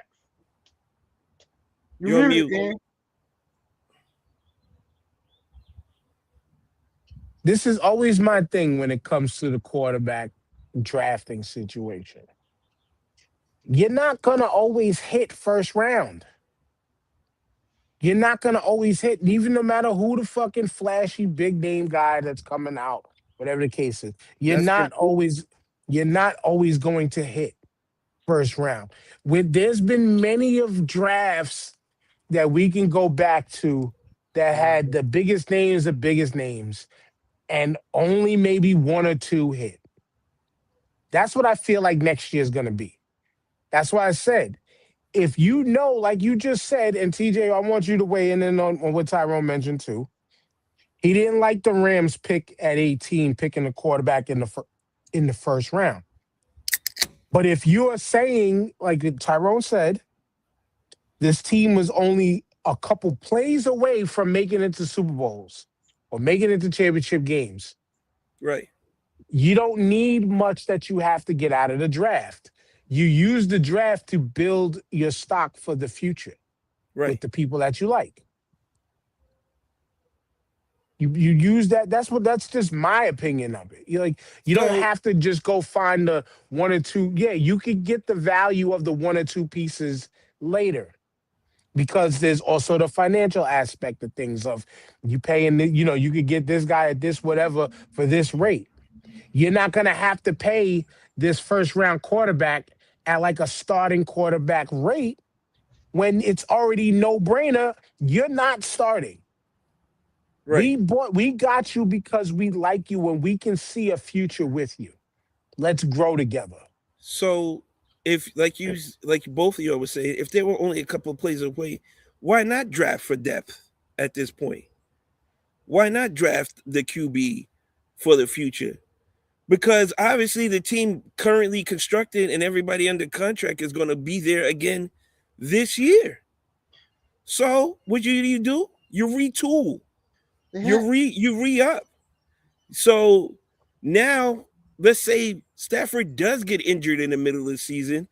At least he's been under the wing and see how shit operates and works.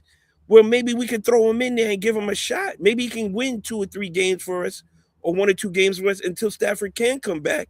All you want him to do is carry the water. All you asking him to do is carry the water until Stafford comes back.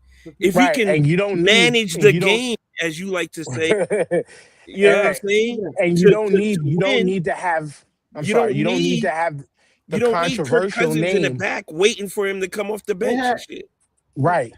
You had don't need offense- to have the controversy of, well, you drafted this guy first round, so he's got to get in there. No, you don't No. need that. That's not the controversy there at all, not even close. But what I'm saying is, like, you had offensive line problems with running the football in the playoffs and some of the offensive linemen being out. But you had wide when they receiver were problems. drafting that, they weren't going to get the top offensive linemen. So you got to go what's best available for your No. position of You need. said depth. You said depth. They needed guys Yeah, to play. depth. The offensive line was getting Depth injured. is so found they in the needed later guys- rounds, not in the first round, bro. That's First why I round is said to for Dan, starters. what did First I round say is to for Dan? starters. What did I say to Dan? If they weren't going to pick somebody that they needed right away in the first round, they should have traded the pick. Trade the pick and get a player that they can use, and then they could have got everything else they needed or wanted or depth and all that from Right. the other rounds. But why trade the pick when, again, to When the your guy logic, they want is right they there. want- yeah, Because they they're not want using him them for 2 because to they, 3 but years. but that's, see, We this is why some people are rich and we're not. Because I we wanna get the win money now. right, we get the money right in our hands, and it's like, ooh, we want to spend this shit right now. And it doesn't always have to work like that. I'm not saying It don't does. have to work like that. I feel like if I got a team that's in the Super Bowl window right now, I'm going to do whatever it takes to win that Super Bowl right now. I'm not going to draft something that's obviously for the future. That kid is Right. obviously for the future. But they were in this Super Bowl window without any of these draft picks. With the team that this is the point we're trying to make, is like the team that they have right now is the team that had them in the Super Bowl window. Right. So if we know we're still in this window, but we still have aging players in some of our important positions, we like these guys. Let's build our depth now and get our future replacements that we appreciate. So we're now, right? You're gonna have them all-star quarterback drafts, right? But there's also going to be all-star like receivers, all-star like running backs coming out all within that same draft. So now you already got your guy. Let everybody else fight over the people who are probably not even going to last that long. They're just going to be big names. And then we can go steal the depth from there. I'm telling you, Howie's been doing it. Howie's been doing it. Stockpiling, man. It's all about stockpiling, man. Stockpiling. Look, Stockpiling. here it is, right? We traded Dexter Lawrence, right? For another, we got another monster at the 5th pick, and I think this kid will be legit. You know what I'm saying? Alvaro Reese looks like he says what he is, and they're gonna put him in a position where he could be useful. But we also needed. I mean, thank God we got the 10th pick from the Bengals. Now we solidified our offensive line. Like, our offensive line was not as shitty as it used to be. Last year, it was pretty solid. Now we've cemented it with this pick because they're saying this kid is a day one starter at guard. So now that we've got that shit laid out, now we can work on the periphery of what we need to plug in the other holes that we have. Now we can go to free agency and get a name for a defensive tackle because nobody's going to replace Dexter Lawrence but Dexter Lawrence, right? But we can get somebody decent enough to help. That pass rush is going to be formidable. I think y'all drafted a tackle too. Yeah, we did. We did. It wait deep though, in like the 6th round. We drafted a solid corner. That was my biggest issue. Our secondary is straight ass. And we got a solid dude who comes from a press coverage type defense, and he knows how to tackle. So that's what we need. Harbaugh already knows the blueprint for successful defense. The man consistently drafted crazy people that we've never heard of that made names for themselves on that Baltimore defensive line and secondary. The track record speaks for itself. I'm not worried about that. I'm not worried about that. We'll be fine. I like how y'all logic this all out and make it all fancy and make it all good logic and all that. When the truth is, we already know Lawrence got traded because you had a disgruntled employee that was teamed up with a no-nonsense boss, and it wasn't going to work. And that's the reason why Lawrence is not there. He didn't want to be there. Y'all want to be there. Okay, so yeah, I agree that the Giants figured out a way to make it best case scenario work for them, and they figured out all the logic and the bullshit and all that. But the clear reason why Lawrence is not there because he didn't want to be there, and Harbaugh wasn't going to tolerate that shit, and everybody knew that was going to be a problem.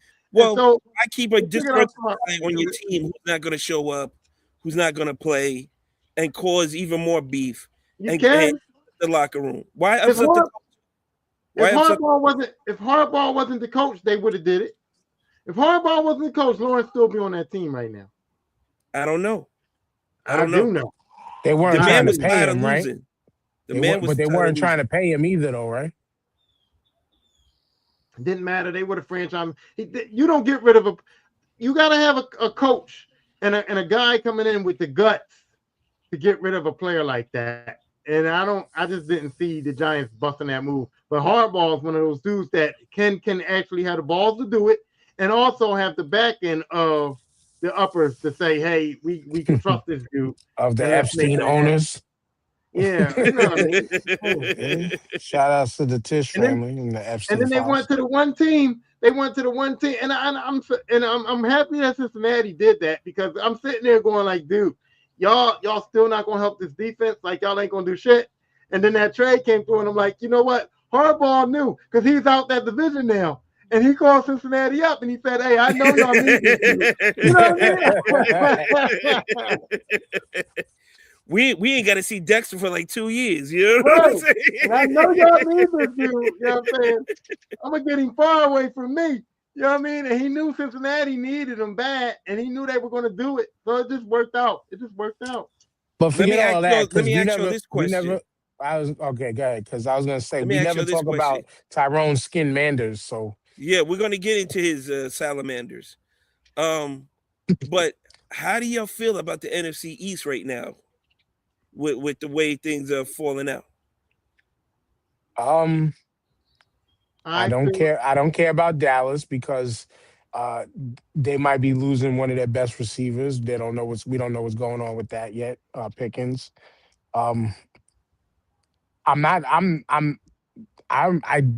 don't give two shits about your Giants I know because that. and I don't say that meaning like, yeah, y'all beat us last year, but I'm not scared of y'all. We're I'm not to not be like feared yet. We're I'm not to not. be feared yet. There's nothing.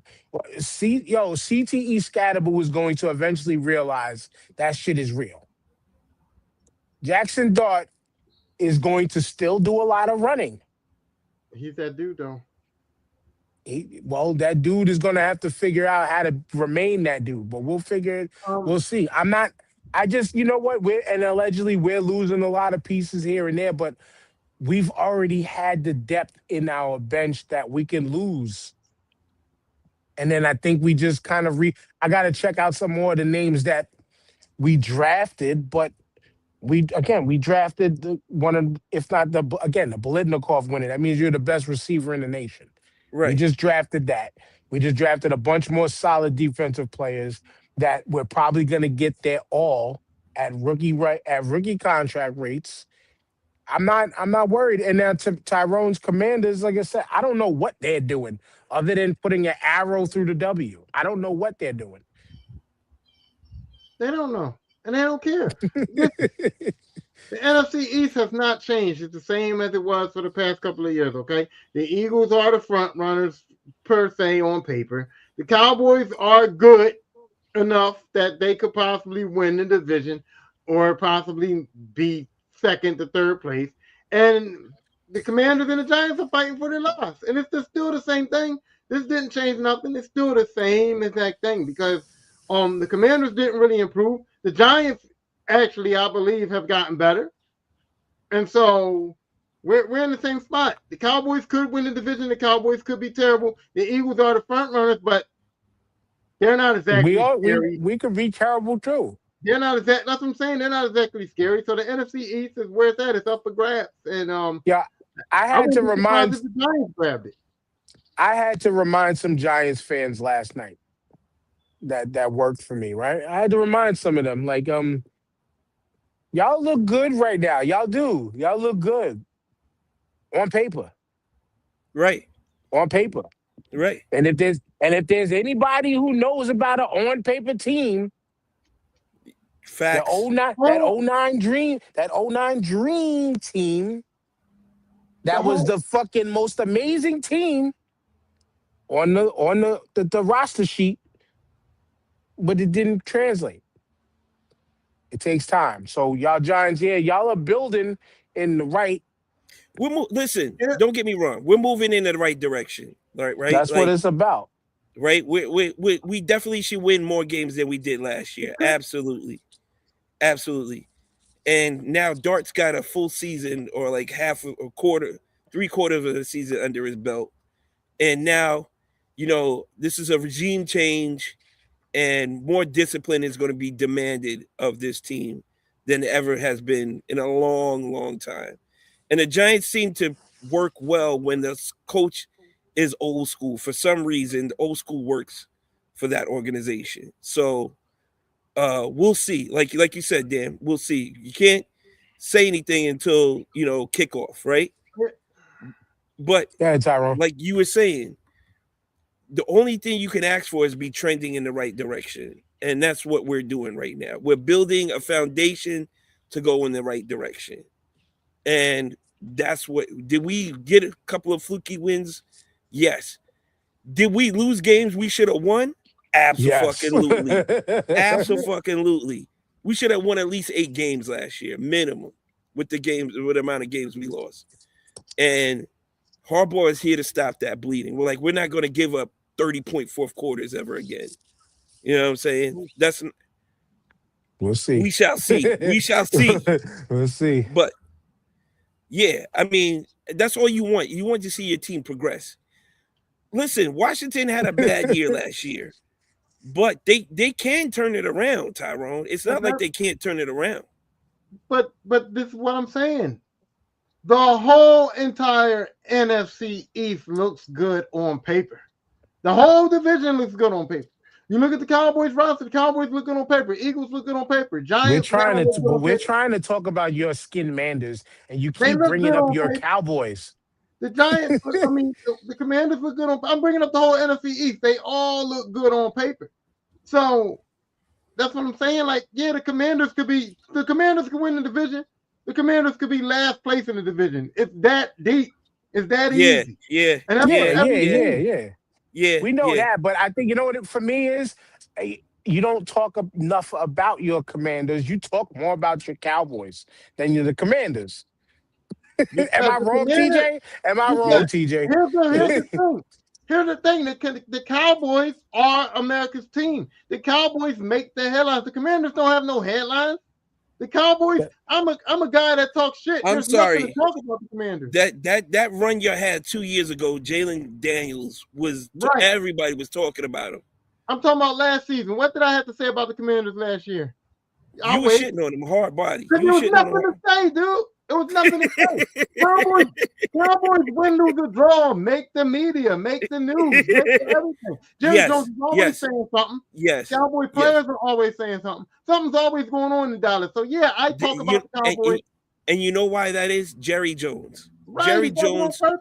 Jerry Jones wants to make sure somebody's speaking about the Cowboys every single day during the NFL season.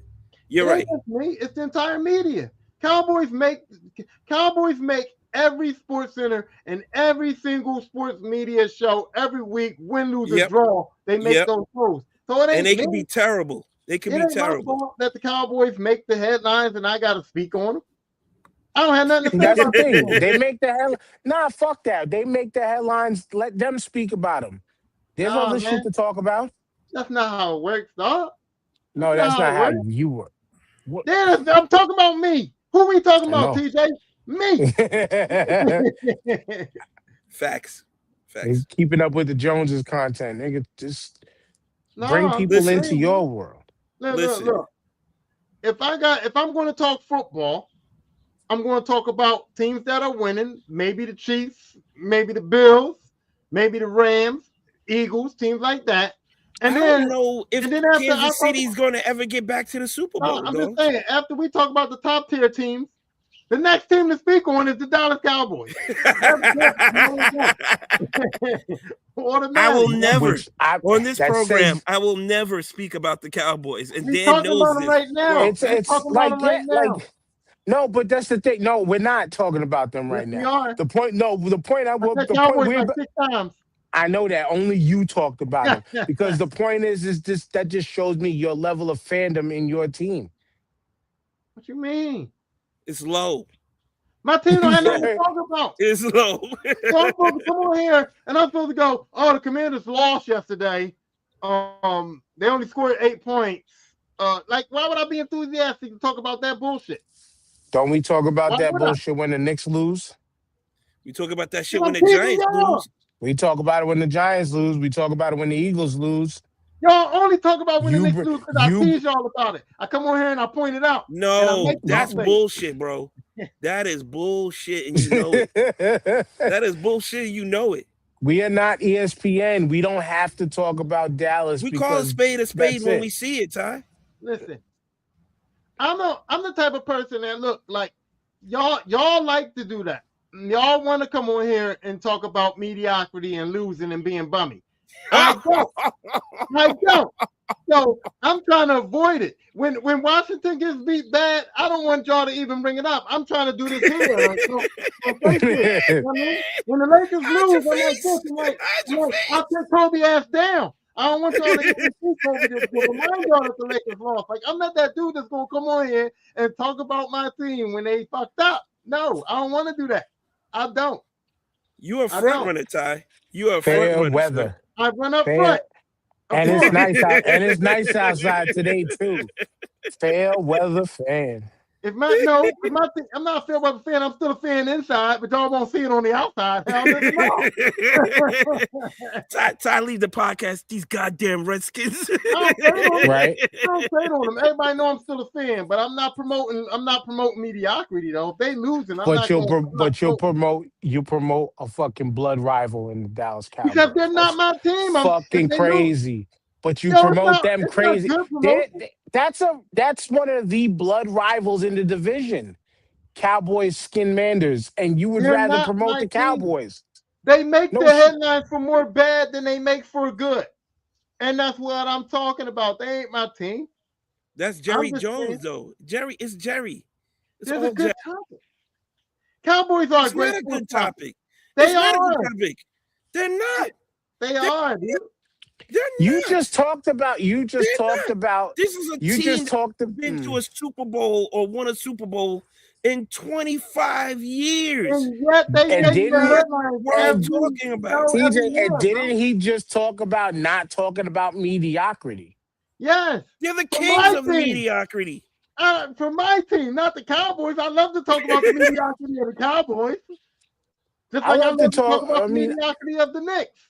I love the shit on the Cowboys too, but if they're not worth talking about, why give? I'm not giving them that attention.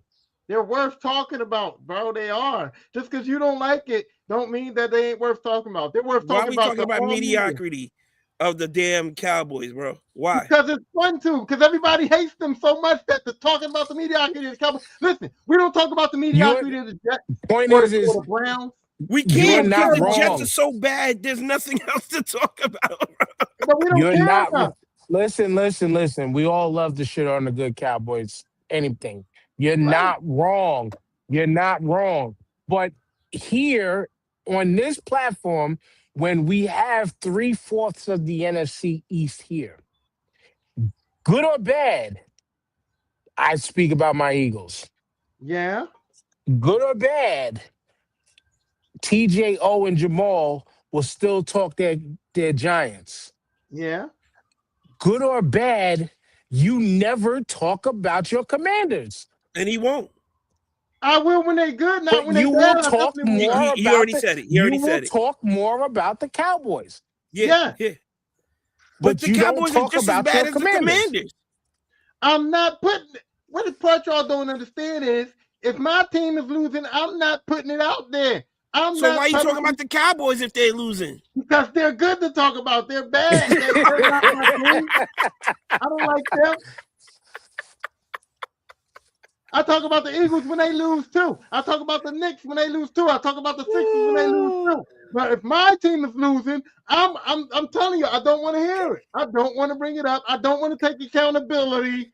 I don't want to Yo, rob and die for I'm them. I telling don't you wanna right do none of now. that. I'm telling you right now. You can clip this all you want. When the Commanders lose, that's all the fuck I'm talking about the entire podcast. I'm gonna be like this. I'm gonna be like, how about You better as soon be as you on say- mute, motherfucker, because I'm Nope. just talking about this Commanders and how shitty they played, bro. And every time you say it, I'm gonna just keep going. How about them Cowboys? and then I'm gonna keep reminding you, we know that's your second team. Nah. This is not. I'm sorry, you earned this. You earned America's this. team. This is like you don't earn it. You don't You give lucky the yourself other a two ain't here nickname. today. You lucky I the just- other two ain't here today, brother. I was Y'all gonna say mad just because the Cowboys is America's team, and y'all don't want to admit No, it. no, hell no. I want them to be America's team forever. Forever failures. Forever failures. Because you know I what? mean, it's America a always picks perfect the losers, bro. representation. It's They're a perfect always picking representation losers. of right now. They're always picking losers. They consistently pick losers. But yet they try to save face and act like that we're just supposed to believe the bullshit that they're still good and we're still number one. Oh my It's God! it's our year every year, MAGA. It's no, our no. year every year. No, It no, just but correlates. brother- It correlates to today's, which we're not even going political today, but just how Y'all many got me. times has Donald Trump claimed we won this war, yet Iran finds ways to just continue to dismantle and No, beat no. beat the US the fuck up. It's not the same thing because It is the same. Donald Because Trump is niggas don't making know how to terrible. cope with losing. Donald Trump is making terrible decisions in the presidency and the losing.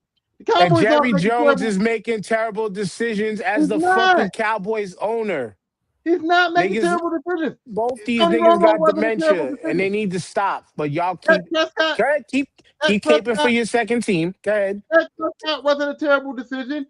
George Pickens wasn't a terrible decision. You know what I'm saying? They're Dak not terrible Prescott is decisions. Tony That's just not Romo reincarnated.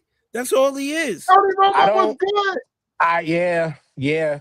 As much as I hate the Cowboys, I don't. Tony Romo I'm not slander. saying he's not I good, loved his but I he can't loved his win. misery in moments, but He Tony can't Romo was a win. damn good quarterback. You're right. But I mean, accurate He can't win. efficiency. But He why does was one that? of the But more why does that? efficient quarterbacks that we didn't But we had to hate him. It's the fucking but Cowboys. but Okay, having good stop. Pause. Please pause. We just sat here and said we're not talking about these motherfuckers and just spent the last 10 minutes ranting and raving about them. Aha! That's it. Because of you, nigga. Because of you. I Because of told you. y'all. We're It helps, done. baby. I just wanted to stop contradicting ourselves. Let's get into these fucking album reviews and close the show out. So I will be the first positive voice. I'll just to get it out the way. If y'all listened last week, and I have to say listen because my bad, I still have not been able to, as I mentioned before, computer shit. Still haven't been able to upload the audio. They will be coming eventually. So you're gonna have a week where there's gonna be 4 episodes from us rolling through in 1 week. Y'all gave me. I told y'all to pick for me what Cameron album to listen to. We picked Purple Haze. And I listened to Purple Haze.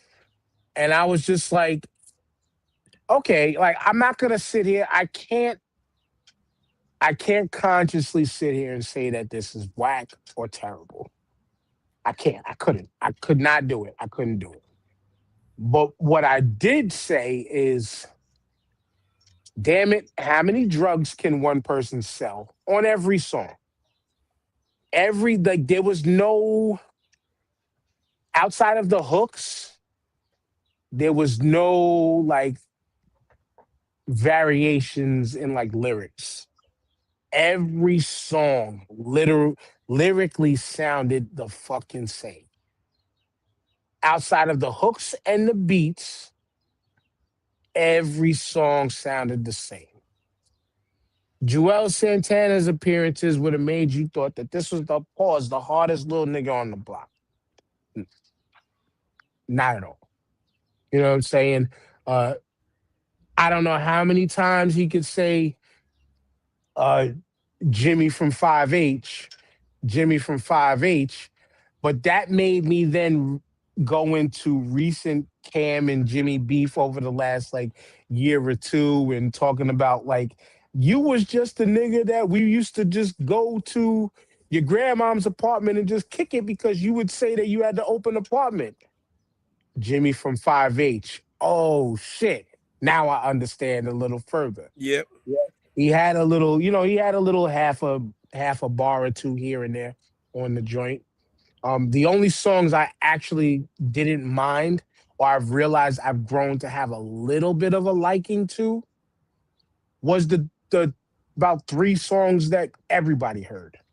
Yeah, the Down and Out with the Kanye. That down. Yeah.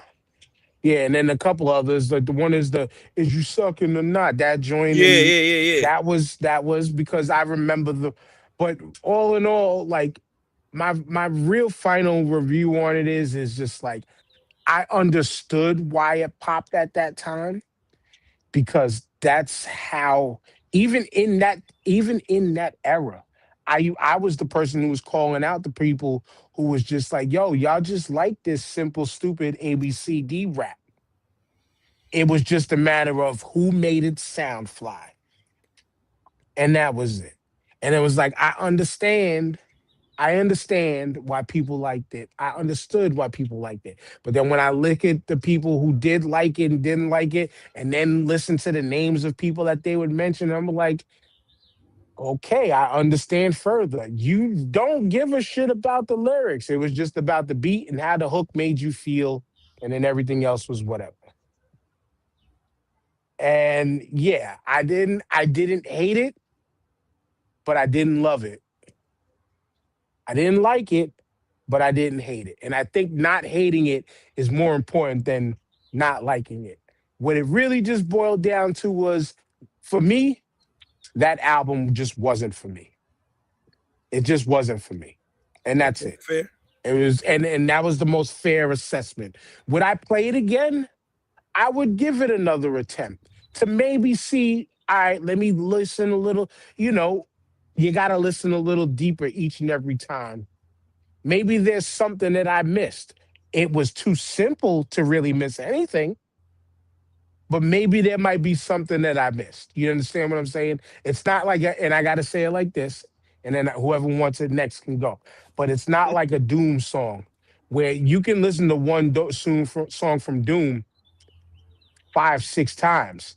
And each time it's like, okay, I caught this, but holy shit, I feel like I discovered something new.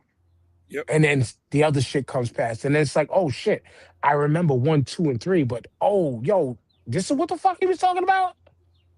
And there was no true replayability from that album. But I will give it another shot, maybe sometime somewhere in the future.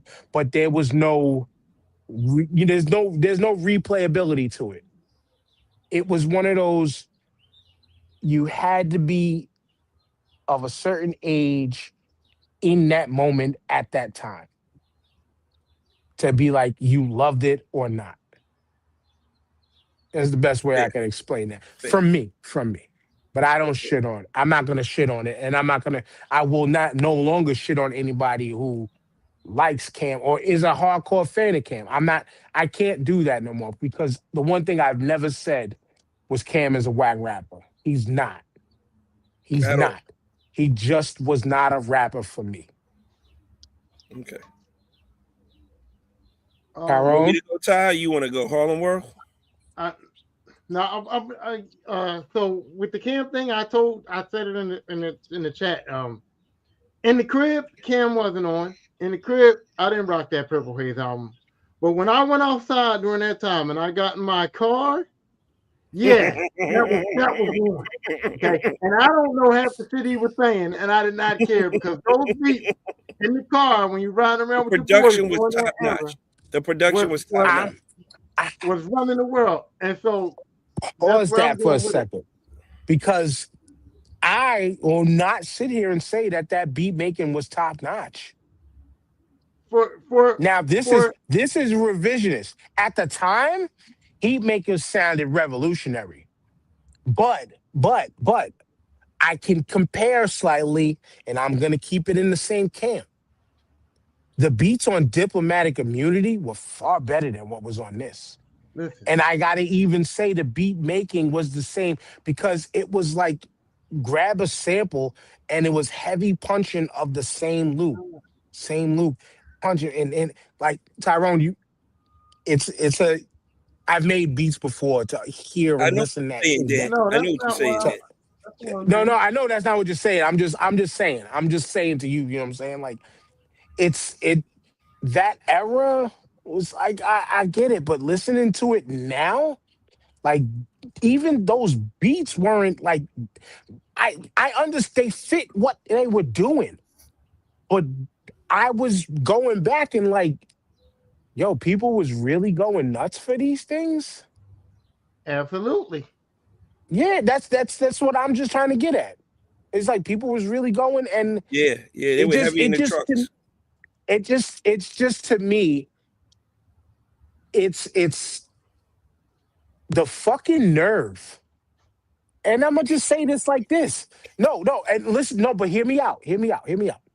The fucking nerve that anybody of our age range, of the mid to late 40s and the late 30s to early 40s, the fucking nerve that y'all have in shitting on anybody from the youth today, talking about they ain't saying shit, they ain't doing shit, but I would say beat making and production wise, a lot of these kids shit nowadays is a lot cleaner and tighter. Now, cleanliness ain't always a thing, because if you're a fan of the RZA, you're a fan of certain beat makers, that like there's a dirty sound that they went for that made sense. Right. But when I'm talking simplicity shit, like there was a lot of that early 2000s shit you have some fucking nerve to shit on this generation when it was that early 2000s when niggas would be rapping in the first 4 bars they're talking about the drugs they sold, then the next 4 bars they're talking about the girl they fucked, then the next 4 bars is my whip, my whip, my whip, this is the color of this drug, and then redo the whole thing over again. It gave birth to the same shit that these kids are doing now. It That's was why. just that we at an age was more relatable, air quotes relatable. They That's grew why with Cam. us. But the difference is, Cam ain't high on our list. Just because I said I rock Purple Haze in the car and I listened to it, and just because I said I like the beats and it was during that era, Cam ain't high on my list of great rappers. So Yeah, I yeah, can but still talk that shit because no, I'm it still is what but it you is. And the understand? same reason Do you why Cam is understand not my high on my point though? list. I Yeah, but understand my your point is, point. those Go are ahead. all And the it was, reasons why Cam.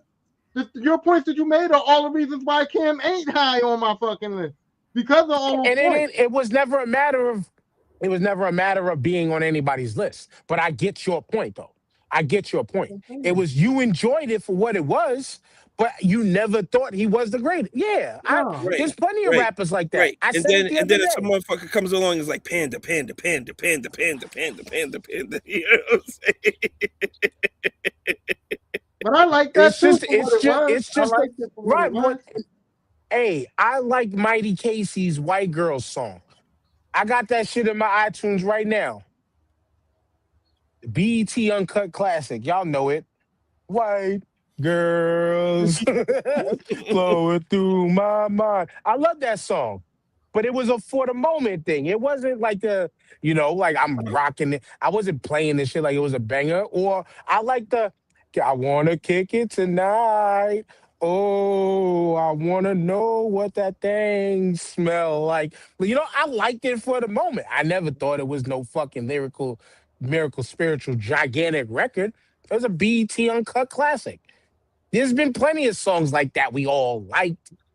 But when you really compare and you think about not just compare, not just compare, but when you think about how people shit on certain rappers and shit like that today, comparing, I will compare to what we was listening to and what people thought was the hot shit at that time. Sit down and try to break this shit down. Niggas is doing the same exact thing. It's just a matter of history repeating itself. In a different way. Yes. That's it. It's Yeah. history repeating itself just in a different method. That's it. And like we was talking pre-show, TJ, like the one thing from our era to this era, when I love to talk about accessibility of records and how it is easier to listen to anything we want and anything we'd like without consequence. That's what made it easy to do this challenge. I didn't have to go buy Purple Haze. Right. Or That's what made it so easy. Or say, let me hold that. You know what I'm saying? So I can Right. listen I didn't to have it. to go to who got that? Yo, let me borrow that. Oh, yo, Send make that me to a me. copy.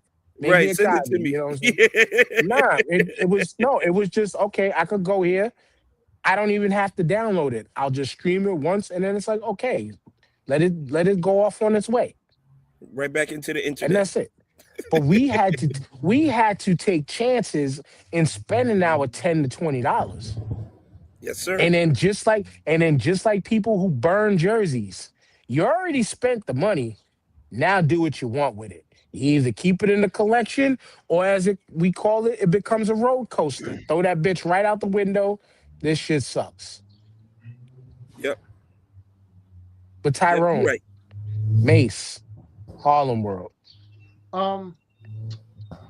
So I was a part of that bad boy era, but I think that I was just caught up in the whole Biggie Junior Mafia thing that I didn't really pay Mace no mind. And so I was one of those dudes that would go throughout the years and tell people like, oh, Mace was all right. Mace was nice back in the day. You know what I'm saying? And then I started thinking about it because I started hearing Mace on Cameron's show, and they always keep talking about how good Mace was and how Mace was this dude back in the day. And then Mace was talking about how he wrote a lot of the bad boy hits and all this and all that. And I was like, in my head, I'm like, oh, pump your brakes, bro. You was cool, but you weren't that dude. You know what I mean? And then I started thinking like, Yeah, well, yeah. I thought He Harvey was World that that dude. shit.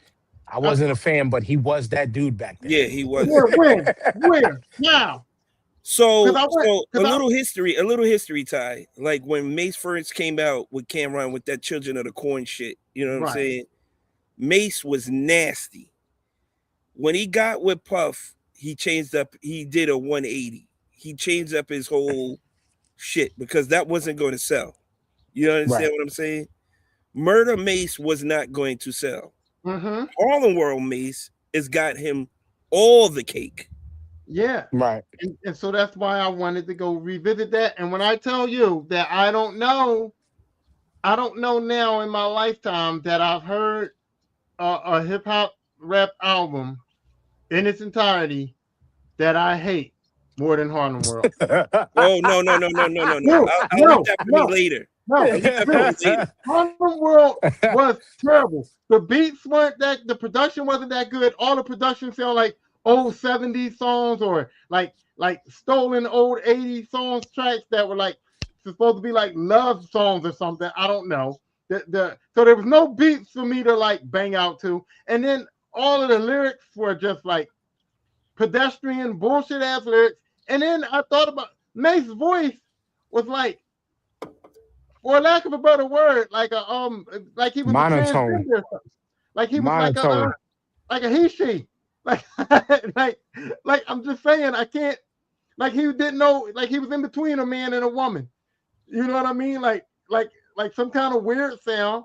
And then there was not all these years I thought I had in my head that 24 Hours to Live was a banger, right? And so I couldn't wait. And when I saw that on the track list, I said, I'm going to get to that, and then I'm going to be all right. And I got to that, and I was just like, the beat's cool, the locks is cool, but the song is not that great. And once again, Mace's verse sucked ass to me a little bit. And I was disappointed in that because I was waiting for that to be so good. And I ain't going to lie. I thought that Wanna Hurt Mace was like one of the greatest lyrical performances I ever heard in music back when I heard it back then. I was singing that song every day. I thought that shit was a banger, right? And then I go back to that album and I'm like, okay, here it is. And it comes on and I like the beat and I like what he was saying, but it didn't hit the same, dude. It did not hit the Mace's same. problem on 24 Hours to Live was everybody rap better than Mace on 24 Hours Right. to Live. Right.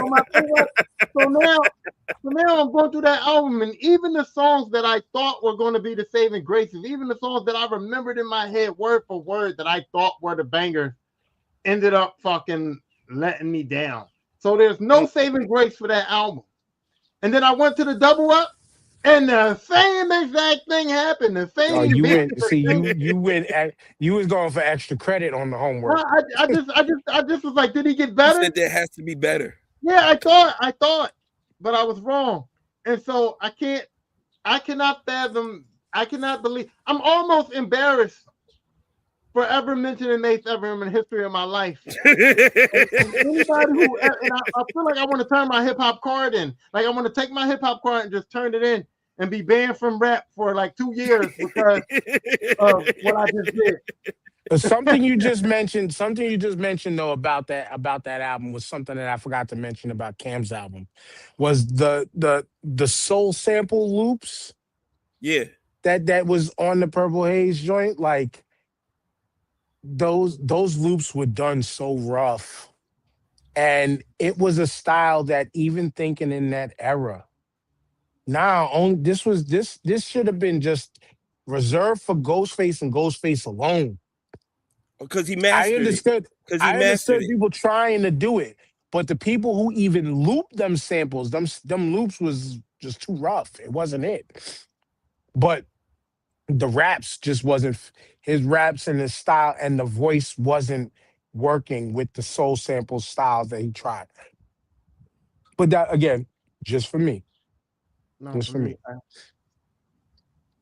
But yeah, so we got 2/3 of Children of the Corn out the way.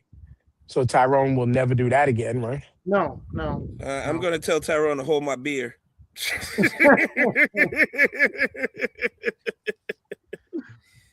Cause I listened to that first You God album, and it should be called Oh God.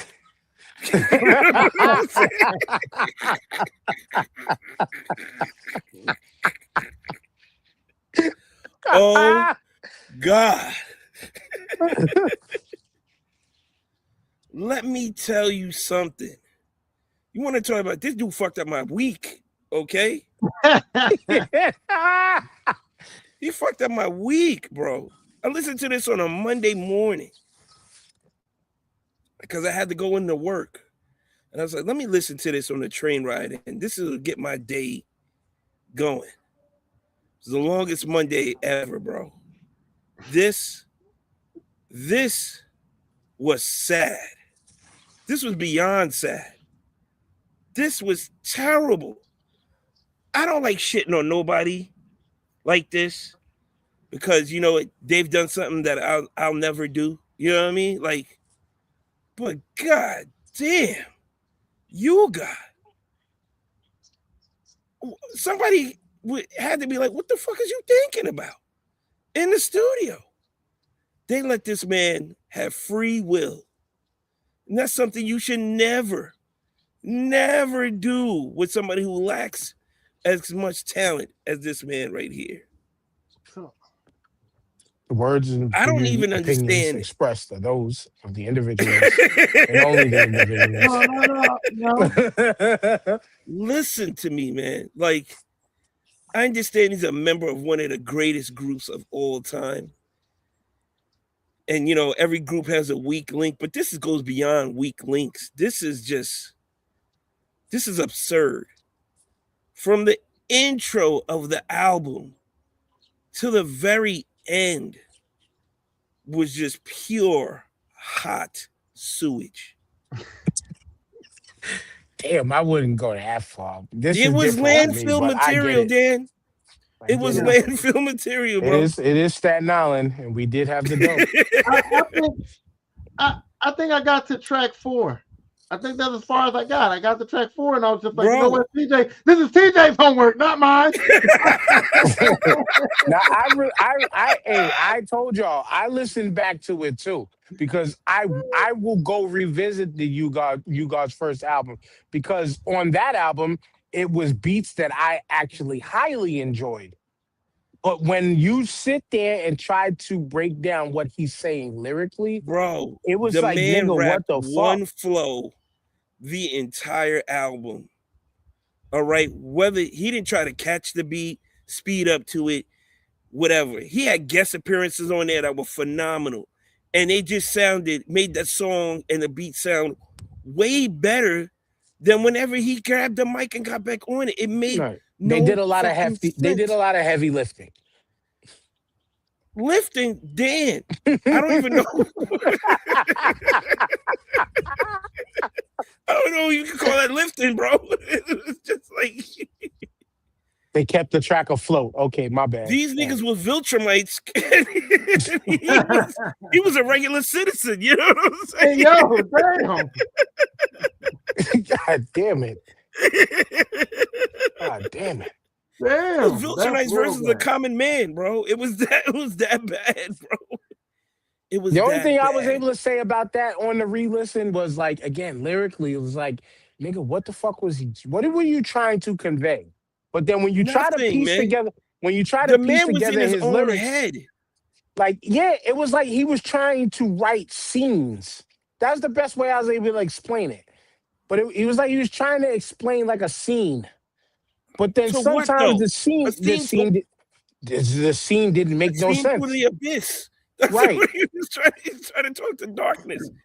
Bro, when I tell you hello darkness, my old friend. Song I'm in, I'm like, y'all niggas can't be serious, right? I don't know what I signed up for or why I even volunteered for this shit.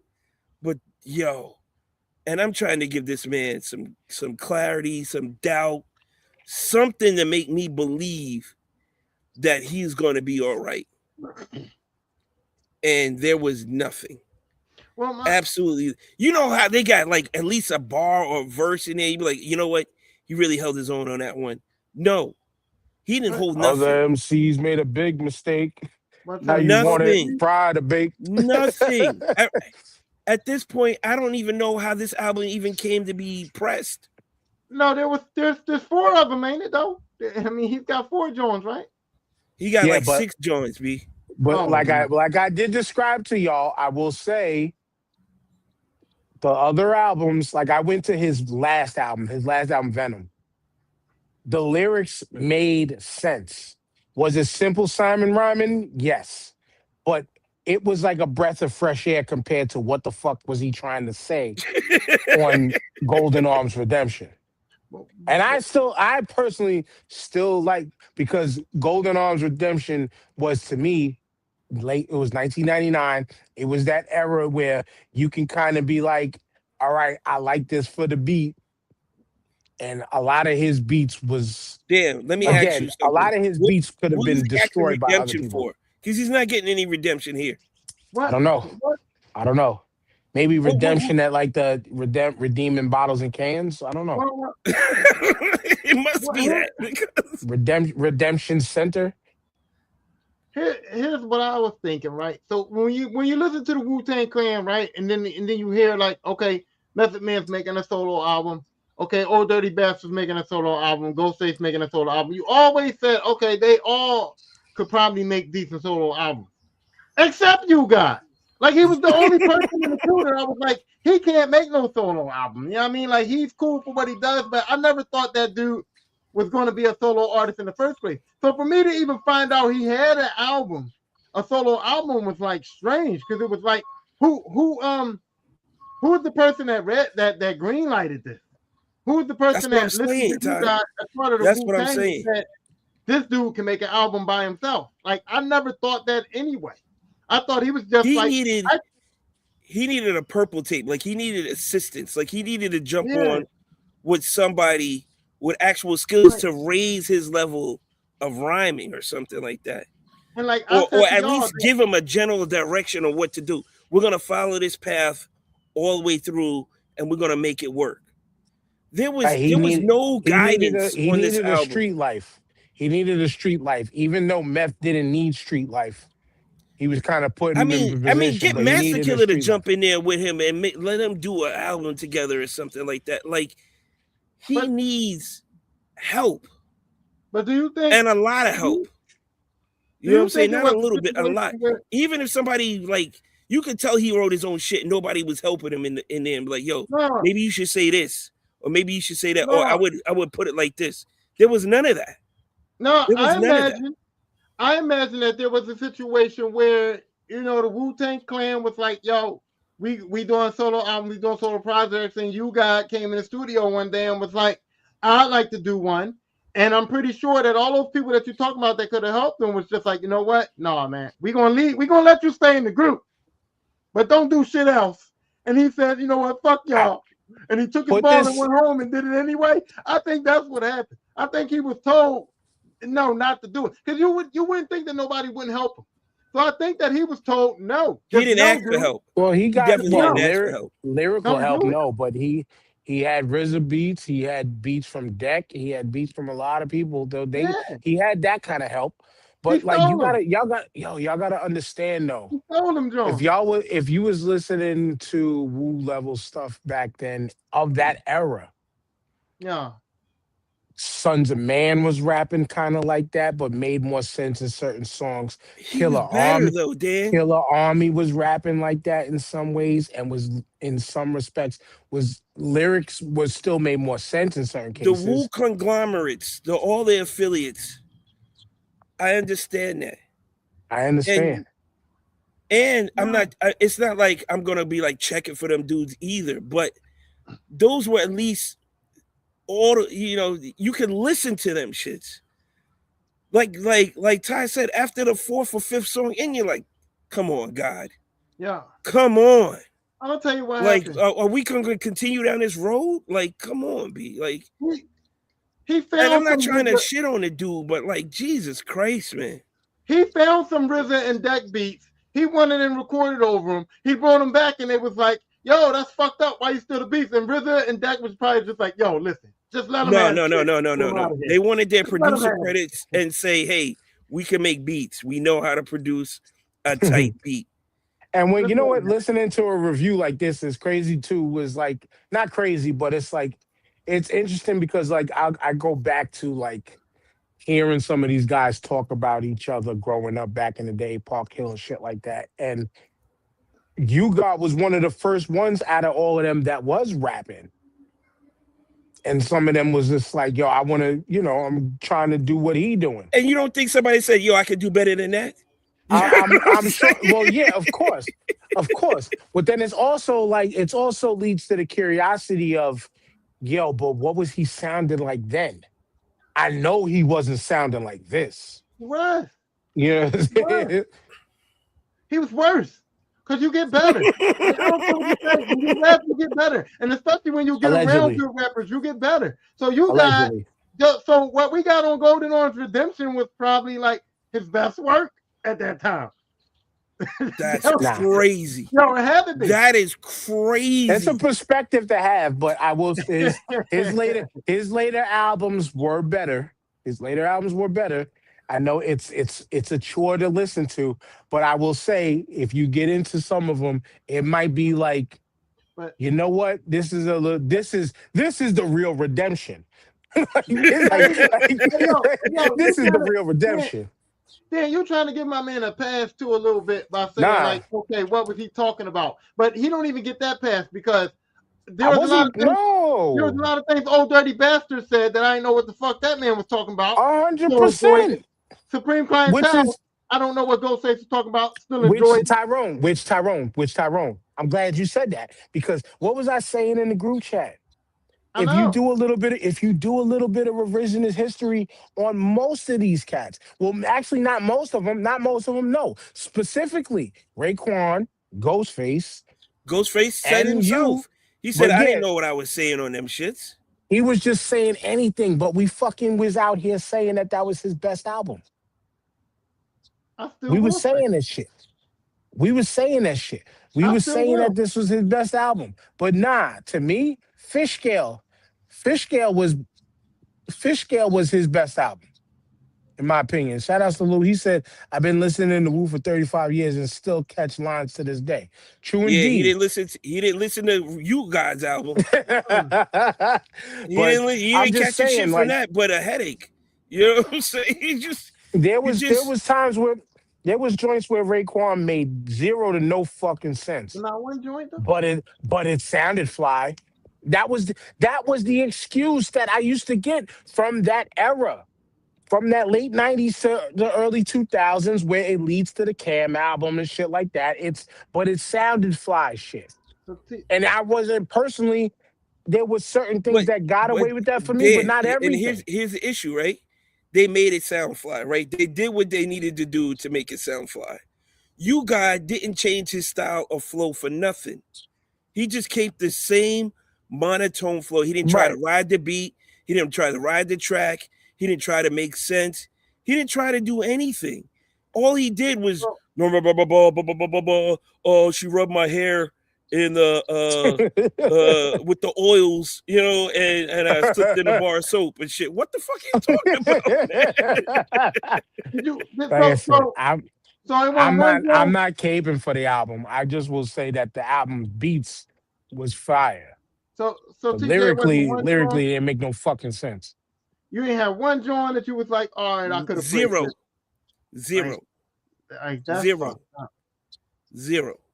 Damn, we at least had 2 or 3, if that.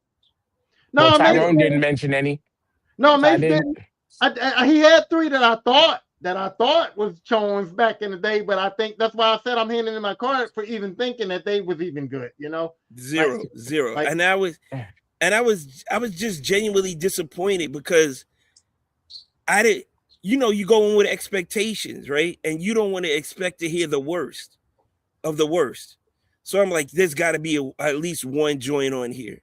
And that's what made me try to finish it to the end. You know what I'm saying? Because I was like, there's got to be one joint. And after track 8, I'm just like, there's nothing here. There's nothing here. Well, this is Hefty Bag in the back of the truck.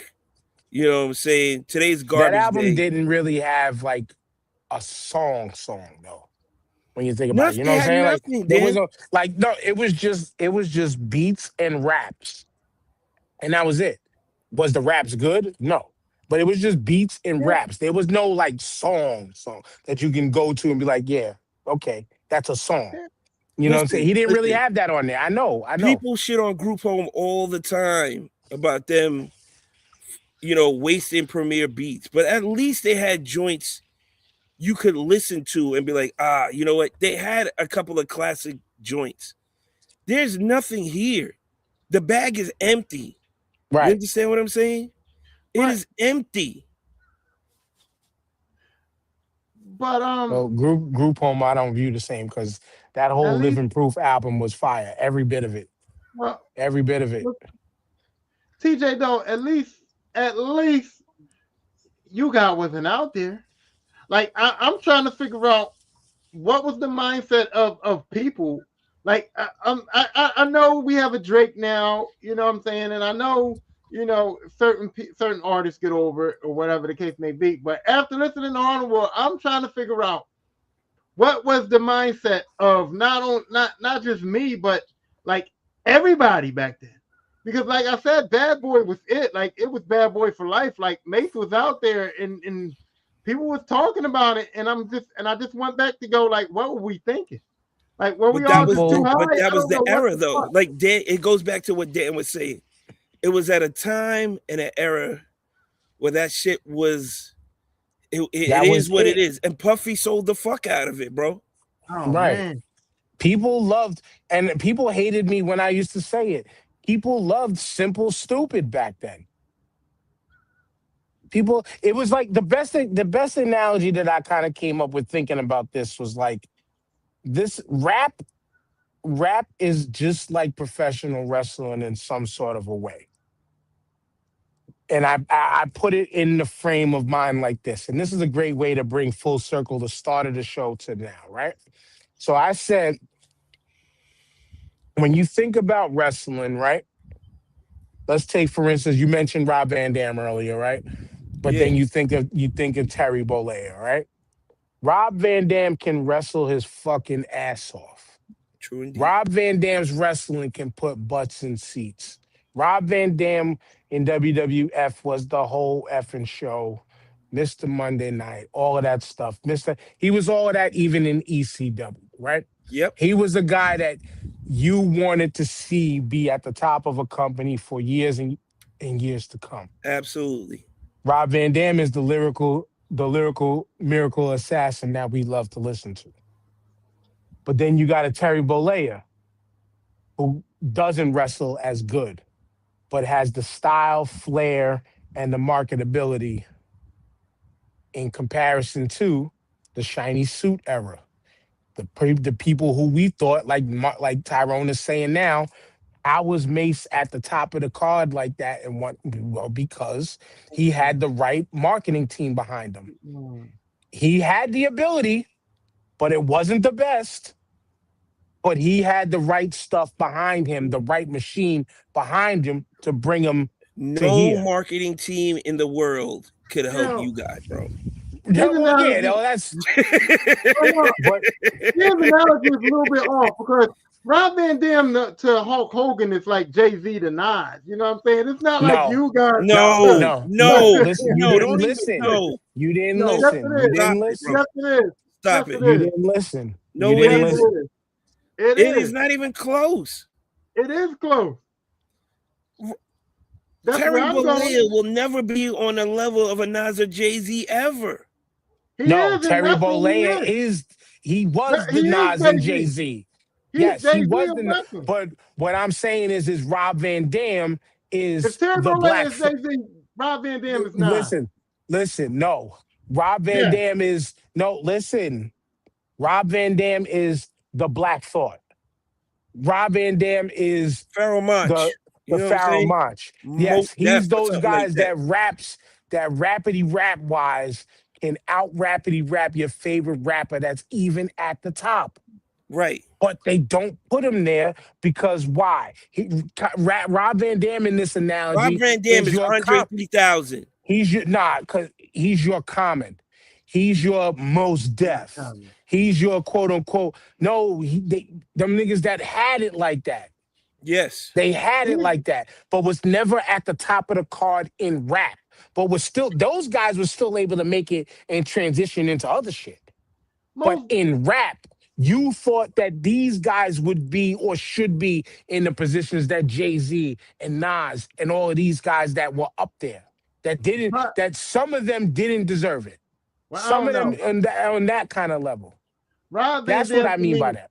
Rob Van Dam in wrestling to me is way above where Common was in rap. I'm sorry, I can't put him that. That's low. That's a low bar for me. No, I would say again, Rob Common is Van I'm nasty, talking. dogs. I Common would is say talking- Rob nasty. Van Dam was somebody that was right under the top tier. And for me, those guys y'all mentioned and didn't make it that close to the top tier. Like most stuff got nowhere near being like a Jay-Z. Like nowhere near that. Rob Van Dam was at the top for 2 companies, you know what I mean? And he was a top guy in WWE for a while. You know what I mean? Like he was up there, bro. He was one of the top draws. He was Mr. Monday Night. So I think he's a little bit above them. Maybe not Nas tier, but he's definitely not Mos Def or Common or them dudes y'all talking about. No. That's Listen, too you low. got it in that conversation at all. At all, at all, at all. And I You got said, it, and dog. I look,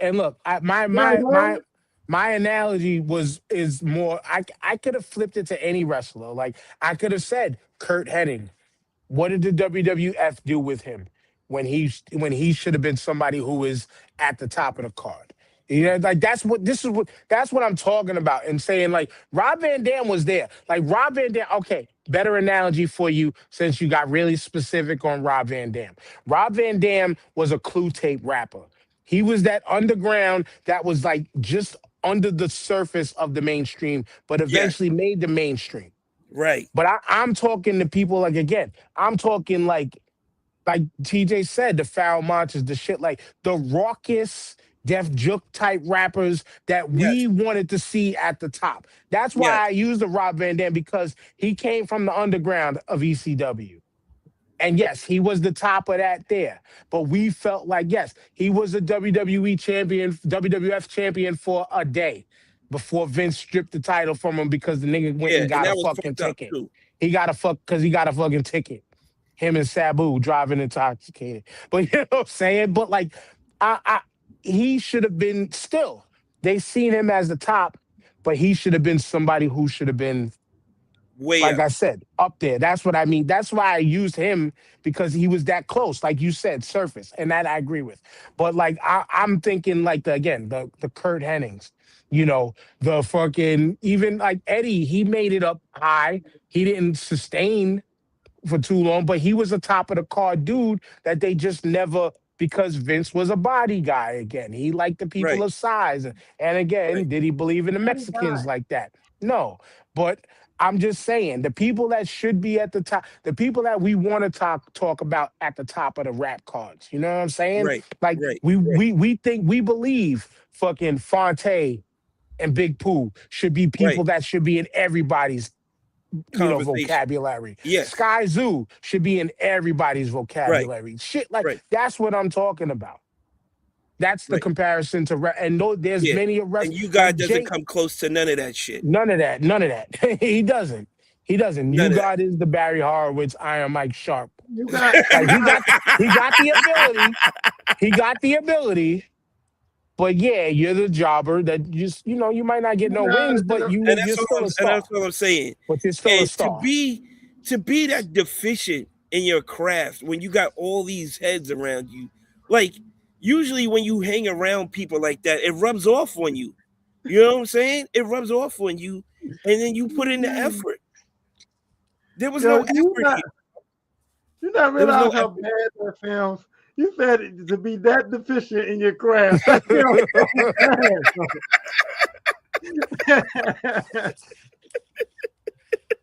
like this is not even your craft then. Like he was the homie that said, "Yo, you could do this. You got this." He was the definition of I'm gonna put my mans on, okay? And that's what it was, bro. Wow. I'm gonna make sure I'm gonna come back and reach back for you. That's why I said that I feel like the Wu-Tang Clan was just like, yo, listen, when we do a Wu-Tang Joint, you can come on. We'll give you a couple of lines here and there on our shit.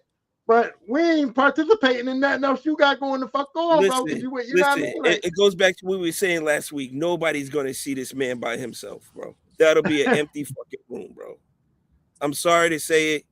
yeah. I don't want to be that guy, but I mean, We're not going there, Lou. Maybe one of the worst names is Malachi Malachi the Nutcracker, but nah, he's definitely not the worst rapper. He's not the worst Opinions rapper. you got. Lou, if you're listening, I want you to go listen to that Redemption album and you tell me who the worst rapper is. So TJ, you going to declare you got the worst rapper of all time? Nah. I mean, he's in the running. He's in the running, bro. Damn. Damn. He up there with Silk right now, bro. You know? Wow, but Silk, see, Silk the Shocker didn't suck though. Oh, He did what he did intentionally, and he says it. He did that offbeat rapping on the 1 and the 3 intentionally. I'm sorry. I'm sorry. Fuck that. I like my bad rappers that I know are bad. So Silk is better than you guys, is what you're saying. Well, Nah, I'm saying that I too. ain't going that far. I've gone through a Silk album. I've gone through a Silk album. Silk's better than you got. I mean, I can say that right now. I can say that right now. Hey, I right appreciate it. I'm with your review, but I still like the You Got Redemption album for what it was. And I don't look at it. I don't look at it outside of exactly what the fuck it was. Yeah, you did. You I don't just said compare. you liked it. I did. I did. No, that's crazy. How are we so far off the spectrum that TJ can have such love and disdain for an album that you can say you like? Like, that's crazy. Because we listen to shit differently, don't we? Oh my god! Just like how we talked about wrestling different, don't we? Not that different. You can talk glowingly of Terry. Yeah, but you still have appreciation for him, and you still have an appreciation for what he done, no matter how bad you want to talk about him. Exactly. I still have an appreciation for you, God, no matter how bad TJ talked about him. Yeah. God. Nigga said his name is No God now, right? Yeah. God shouldn't be even. You shouldn't blaspheme his name like that. You know what I'm saying? Chill, God. That's crazy. Calm down, God. You know what I'm saying? It's just like, oh my God. It's just more like You didn't like That's Gangsta, none of that shit, no, right? None of it, bro. I mean, like I said, it's okay, and that's okay. I liked like the other members of the Wu got on, and I was like, oh my God, somebody else is rhyming but him. You know what I'm saying? I could appreciate it a little bit better, but just like, why do we have to start? I wish O was here to bring some balance back to the force, because he's still going to give his review when he comes back. But it actually, from the comments he left, it actually sounded positive. Like he might have had a change of heart. Like that's why I wanted to save him for last, because he sounded like it flipped to the positive. It wasn't positive. All my man said was, okay, it's not a weed plate. That's not exactly a pop. That's not exactly It's great. better than, listen, it's better than what I said about Cam's. How you took the turn, to let's go downhill. TJ said, nah, let's go deeper than 6 feet. Let's touch like the crust of the earth. O might have brought us back up to ground level. Jamal might have brought it back up to like at least a blade of grass. Mine hurts worse because it's just a disappointment in myself, because I just remember being involved in that bad boy era. You're on revisionist history right now. That's what you went from what you remembered and what you and in that time, it sounded good for what it was. I think I just caught up in the whole Biggie thing. I just was so Biggie-fied. I have no point of reference with this dude. You know what I'm saying? I knew what I was getting into before I signed up for this. You know what I'm saying? It's just like Same. I have no point of reference. I So didn't. for me to come on and try to like eke out something is tough, bro. And for me with the Cam, that was genuinely and honestly first listen. But you know what? At least you drew some positives out of it. Like you understood it for what it was, even at that time. I can't even say that, Dan. I can't say I don't know what this was. You know what I'm saying? I don't know where he was going. I don't know where he was coming from. I don't know what his train of thought was. It was just like, I'm gonna throw all this shit on the wall. And nothing stuck, bro. It just slid down the wall. You know what I'm saying? It's just like, I'm just like, come on, man. You got to give me more. And you know me, I'm a purist, right? At heart. But I will, after listening to this, you can't say I won't give somebody a chance. And I gave him a chance, a legit, like, open listening ear. And even after that intro, you heard me after you saw in the chat what I said about the intro. All right. That was bad. That was real bad. I turned that on and I was just like, oh no. Oh no. And I was shocked you knew what I was talking about, Tyrone. Honestly. That was almost like Jay Electronica trying to go a cappella. I was like, what are you doing? When's the beat going to drop? Battle like, to begin. I give it to him. That was unbelievable. It was unbelievable, bro. It was. I'll never forget it. I'll never forget it.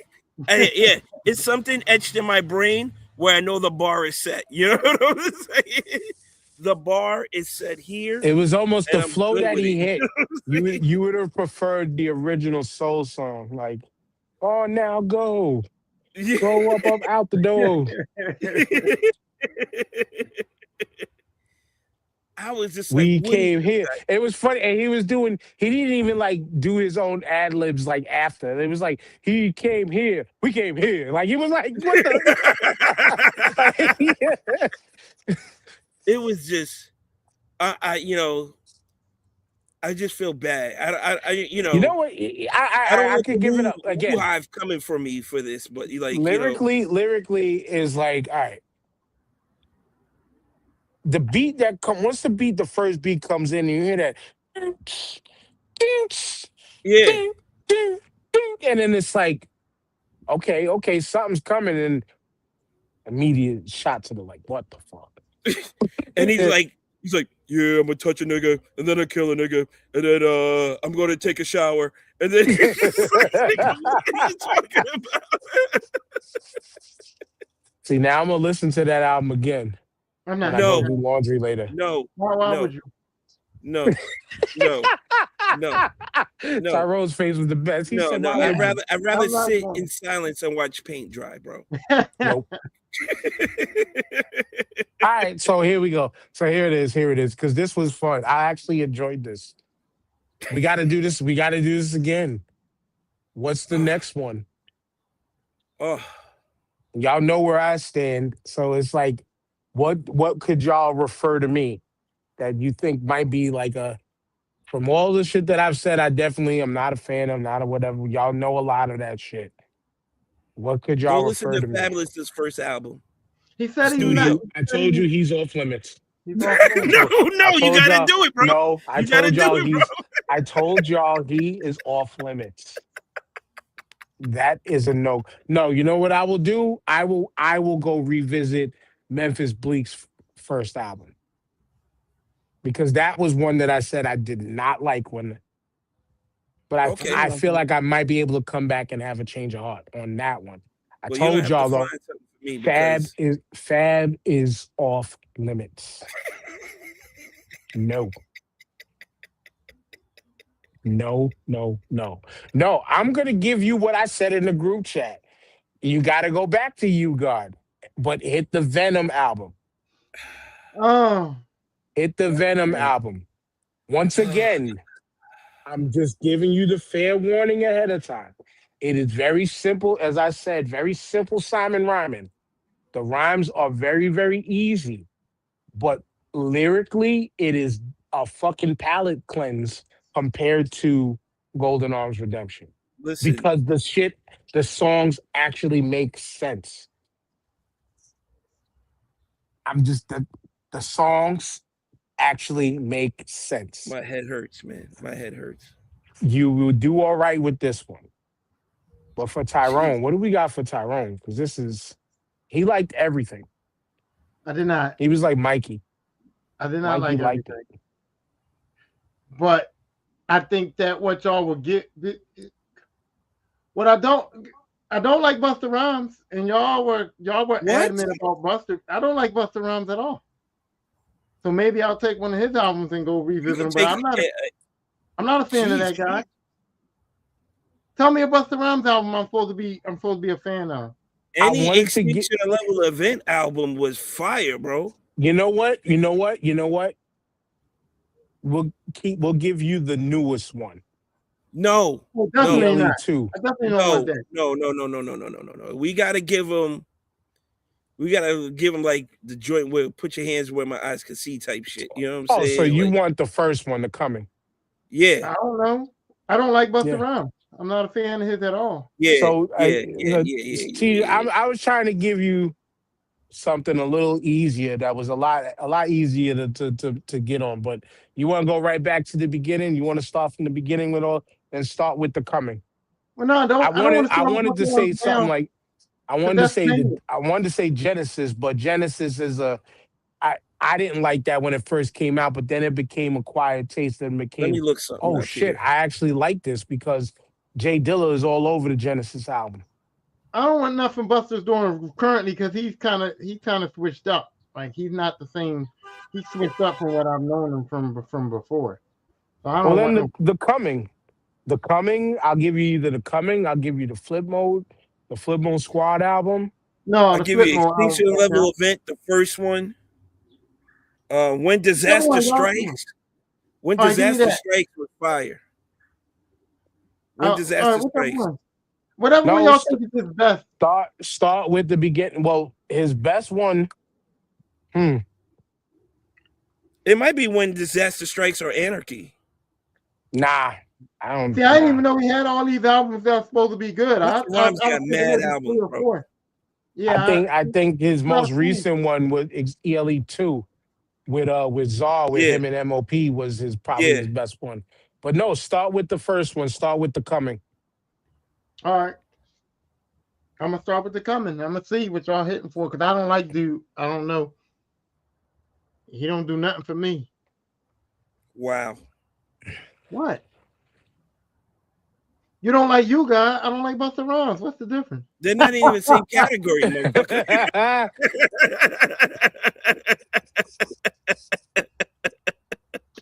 I understand. Never be mentioned in the same sentence, bro. I understand. It doesn't compare, but the dislike factor is there. I understand, but they don't compare at all. At all. Busta Rhymes can shut a show down by himself. It's him and Split Star. I'll see. I don't think I ever listened to a whole Busta Rhymes album before, ever in my life. Wow. I know for a fact I never bought one.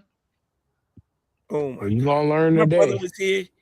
He reached through the screen and smack you. I bet he wouldn't. I bet he wouldn't do that. Hold on. Let me tell you something. All right, so we got more homework again. TJ's got to get through You Got Venom. Why are we doing this, then? I'm telling you because I just want to prove this point. I'm just telling you guys is man in them. Nah, can't let it go. Man, if You God was my man's in them, then these Wu-Tang interviews would be easy. But I'm not even worried about that no more. They became out of reach as soon as Rock and Roll Hall of Fame came through. Yeah. Congratulations to them, by the way. Still no hate. Absolutely.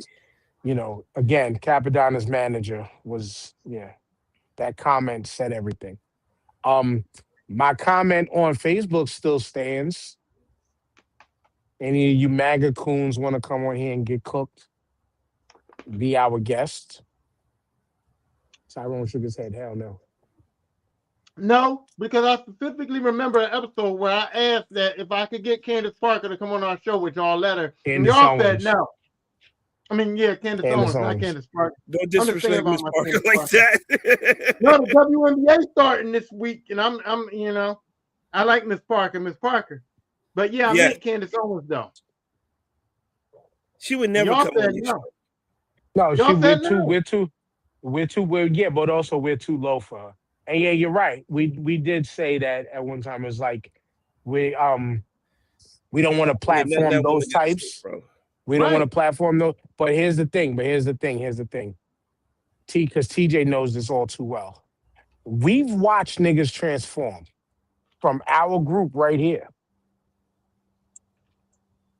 We watch these niggas transform yearly. Yearly. We watch these people transform. That these people were never like that. So I was talking directly to the people that we knew of Yeah. from our HADG group, people that we were mutuals with on Facebook for years. That were cats that never was like this before. Right or wrong, You know TJ? what, Dan? Maybe they were. They just didn't have the freedom to express it like they do now. You know what I'm saying? Like True. like when Trump came on, you saw the switch, right? Like people were getting real bold and saying shit that they were afraid to say for a long time. You know what I'm saying? So Yep. I can't say they weren't always like this. They might have been always like this and had these feelings, but they had to repress them because they were in such a minority. You know what I'm saying? Now they got backing, they got people to step up with them. They don't feel alone anymore. You know what I'm saying? They don't feel like they're by themselves. So that's where I feel that is at. But I can dig it, but like I remember early internet me too, and I'm a totally different person because I've grown right. in a different way. And we've seen some of these people too, where they delivered themselves in a certain way, but in our opinions, they didn't grow, they regressed. And and when you say that, it's crazy to me because some of these people have kids, they're married, and they still hold these views tightly. No. And I'm And, just like, especially when the other half don't like it. right. And I'm just like, how? But you know why I play devil's advocate on our show so much is because that's my growth. Because I was never the type of person that would ever be sympathetic to somebody else's viewpoint. You know what I'm saying? I was the type of Right. dude that never could see the other side of the picture. And Right. now that I've gotten to talking to people and gotten older and mature, it's like now, okay, I still don't like what the fuck you did, but I understand more or less. I'm able to put myself in your shoes more and say, okay, maybe that Well, is why you did it, and be more that used to understanding. that used to consistently be my role too. And TJ will tell you, I would always try to look and see what the other side is going to say and say it. Right. I never Right. stood on it. I never because that's the difference between us two is like your delivery gives off like you standing on it, even though we know you're not. Even though we know No, you're not. but he's advocating to see their Yes. perspective. You know what I'm saying? Yes. No, but I have Yeah, to. and I have used to deliver it. I used to deliver it on the when we're talking about this. I've already thought about it from the top angle, this angle, that angle, and then I would deliver it like, yeah, but they're gonna say, or what about if they say, or you know what I'm saying? I deliver it like I'm standing on it on purpose because it gives it more dynamic of the argument. If I just Right, said, "What right, if yeah. they say that?" Right. You know, it's got. It gives a want y'all level to of believe I'm realism. kind of standing on it. Right. Yeah. It gives a little level So of that we can realism. have a real conversation. Right. Right. You were saying if this was me and this is how I felt, then this is why I said what I said. You understand what I'm Yeah, and this saying? is how I'm going to Yeah. stand on it. Yeah. Right. And Right. then it gives us a chance to have like you said, a real conversation, a debate about it, right? So to show you why this is wrong or what you're saying doesn't make sense, type shit. And it's all good because we respect what you're doing. You understand? But we know you as a person as well. Yeah. You know what I mean? So that goes into it as well. Kind of like when we hung out with these people and we interacted with them on a And regular that's the basis. thing. The people who did We it, TJ, the we people. I'm not to cut you, but I'm glad right, you said that is because there's only one that we've hung out with. Everybody else has been people that events were from done afar. in Yeah, their cities. right, Events were done in their cities. Events were done and they never show face. right, right, Keyboard gangster shit. But keep going, my right. bad. No, I'm just saying that, like, you know, we spoke to these people, we interacted with them on a daily basis. So you got a kind of idea of who they were. You know what I'm saying? You don't know them personally, but like you feel like you know about them a little bit. And then when they do a 180 and come out the woodwork with some bullshit, and you're like, whoa, whoa, whoa, whoa, whoa, whoa, whoa, whoa. Wait a minute, guy. Where was this 5 years ago? Where was Right. this last week? This Where was wasn't this you 2 2 months minutes ago? ago. Yeah. Right. Where's this coming from? And how are you just harboring all this shit without saying nothing? Were you afraid of the discourse or the interaction or the rejection? What was it that made you stay silent for so long? You know what I mean? Because now that there's platforms for you to speak freely like this or say whatever the hell you want to say, where was this energy before? Because if you're standing on business, it shouldn't matter. It shouldn't matter. If that's how you feel, that's how you always felt. So you should be riding or dying on that shit from beginning to end. And Why for flip me, the script now? these people who talk that they can't put their face on it. That's what really gets me. It's people who talk that can never put their face on it. It's just like the same people who used to fucking Photoshop themselves before AI was a thing all the time could never come out and confront people in real life who probably would have just shown you the utmost amount of love there is. Right? I mean, that's how we move, Listen, what you TJ. believe is what you believe. I can't change that, right? Right. So I gotta But the way respect. we I gotta move, respect your stance. I don't have to agree with it, and that's not how I view shit. But that's who you are. right? But the point is, it hits different when you actually interact in real life with these people. Right. And that's where that's where certain things can be set aside when you interact with certain people in real life. Right. But we've had people who we've been down with online for the past 12 to 15 years now Yeah. that have still yet to show face to anything but talk So when it comes gangster, to the line, talk tough. And that's what that invite was really about. That's really what that. And on that note, fucking bugs, like that reporter. Goddamn, get me out of this motherfucking country ass shit. Tyrone, go ahead. You know what to do. Goddamn flies going in my mouth. I'm sick of this motherfucker. I just want to start by saying I hope Jamal gets a safe flight to reach wherever his destination was, and I hope that O is okay. I know he was sick, so I hope that he's okay. And I'm looking forward to seeing their reviews of their 2 albums. And I'm looking forward to. Well, I don't know if I'm looking forward to my homework or not. I'm gonna do it, but I don't really think I'm looking forward to it. But we'll see, bro. We'll see. And I'm optimistic. And I never thought that I would hear the vitriol that came out of TJ's mouth today about anything. So I'm shocked and appalled. I'm shocked and appalled by it. And I don't agree with you giving him You Got again, because he may not even show up next week. But TJ, please, bro, if you get on the ledge, just give me a call, man. I'm here for you, dog. He said, I'm shocked and appalled. Your name ain't Paul. Who's Paul? Go ahead, TJ. He said, your name ain't Paul. Go ahead, TJ, because you may not be here next week. He'll be back. Shout out to Jamal. Hope he makes it safe to the West Coast. Oh, get well soon. We're looking forward to hearing you back here on the show. And I am not looking forward to my homework at all. I'm not excited about it. I'm not happy about it. I feel this is forced upon me. You could have went in another direction, but no.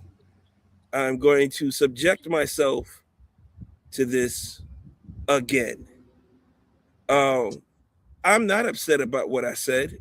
I'm not. It was no vitriol. It was speaking from the heart. This was my truth. All right. Really mean it. This is my truth, and I will stand on it. You know what I'm saying? Until proven otherwise. Another good, solid show from you brothers. This was dope. Damn, like I'm gonna have to find a clear space and time this week to like really set myself aside. It's probably gonna be on a Wednesday. I'm not starting off the week like I did with that shit last week. Fuck all of that. You know what I'm saying? I gotta look around and say I really have nothing to do. Is you got time? You know what I'm saying? It's mental morphing time. Yeah, man, this was dope. I can't wait to do the draft. That should be hilarious. As always, shout out to the listeners and everybody, man. Yeah, next week, pray for me, y'all. Just pray for me. You know what I'm saying? That's all I can ask for. There's some prayers and some thoughts, and we'll get into the stage bullshit that happened last night, and we'll keep it moving. There's so much to talk about besides. Yeah, we'll wait listen for to more next information to come out about that. Yeah. shit. But yeah, no, see, nobody also told y'all not to do like I did and just there's a hard no. There's a hard no when it comes to this shit. And I told y'all and I meant it. Fab is it. Why can't you respect my hard no? You know what I'm saying? You didn't stand on it. You said hard no to listen. I told you I don't want to again. do this, man. What more do you want from me? So what more do you No want? means from no, me? Dan. No means Hey. no, Dan. No, On don't. the You're doing redemption- it though. You're on doing the it though. Dan Redemption said he album. ain't doing it. Period. You said I don't. Y'all gonna have to give me something because I don't know for myself. I told y'all from the jump. It's a hard pass. If I can do it, I will let you. it. Know, you're right, but I will let you know there will be a day that I'll just on, might man. surprise y'all. No, just take one for the team right now, dog. No, Just, come on, man. Memphis Come on, Bleak. man. Come This on. whole on, thing. man. This whole thing was inspired by Memphis Bleak. Just do it, man. Remember that. I will eventually. No, just put it in. Just put it in the night, man. Just go ahead, Hey, rock out with it. yo, no, ew. You're scared you're gonna like it. No. You're scared you're gonna like it. He said just put it in the night. Ew. No. He's gonna be like, Pause. You're scared you're gonna like I'm it. not Now gonna you like say- it. now you No, say y'all put it in niggas want what? Why your Nah, mind y'all- going to booty holes? y'all just want to see me come back with a broken phone. No, we Listen. don't. Get pissed off. listen. If you guys didn't make me break my phone, Fab definitely ain't gonna make you break your phone. How you listen to you guys, didn't you? And he just said you got is the worst rapper on the planet. His opinion. His opinion. Damn, come on, man. You're a I strong like you dude, guys. man. I You're a am. strong dude. So go ahead and throw that I thing am. on, man. Hey, no. Thank you, Lou. I mean, I know you said this for an earlier comment, but shit, every bit of it. Tyrone's Yo, delivery. Paul is ain't allowed on this show. You liar. Paul ain't allowed on this show. We He's men, a we stand damn by liar. everything we say. Listen, man. Mm, Oh, you a damn Listen, lie. man. But No anyway, problem. the Star 5 podcast everywhere your mama is. Hooksrub.com, 20% off your order using that code starting 5. And we out. Good luck to our eardrums. word. Peace. Not mine, because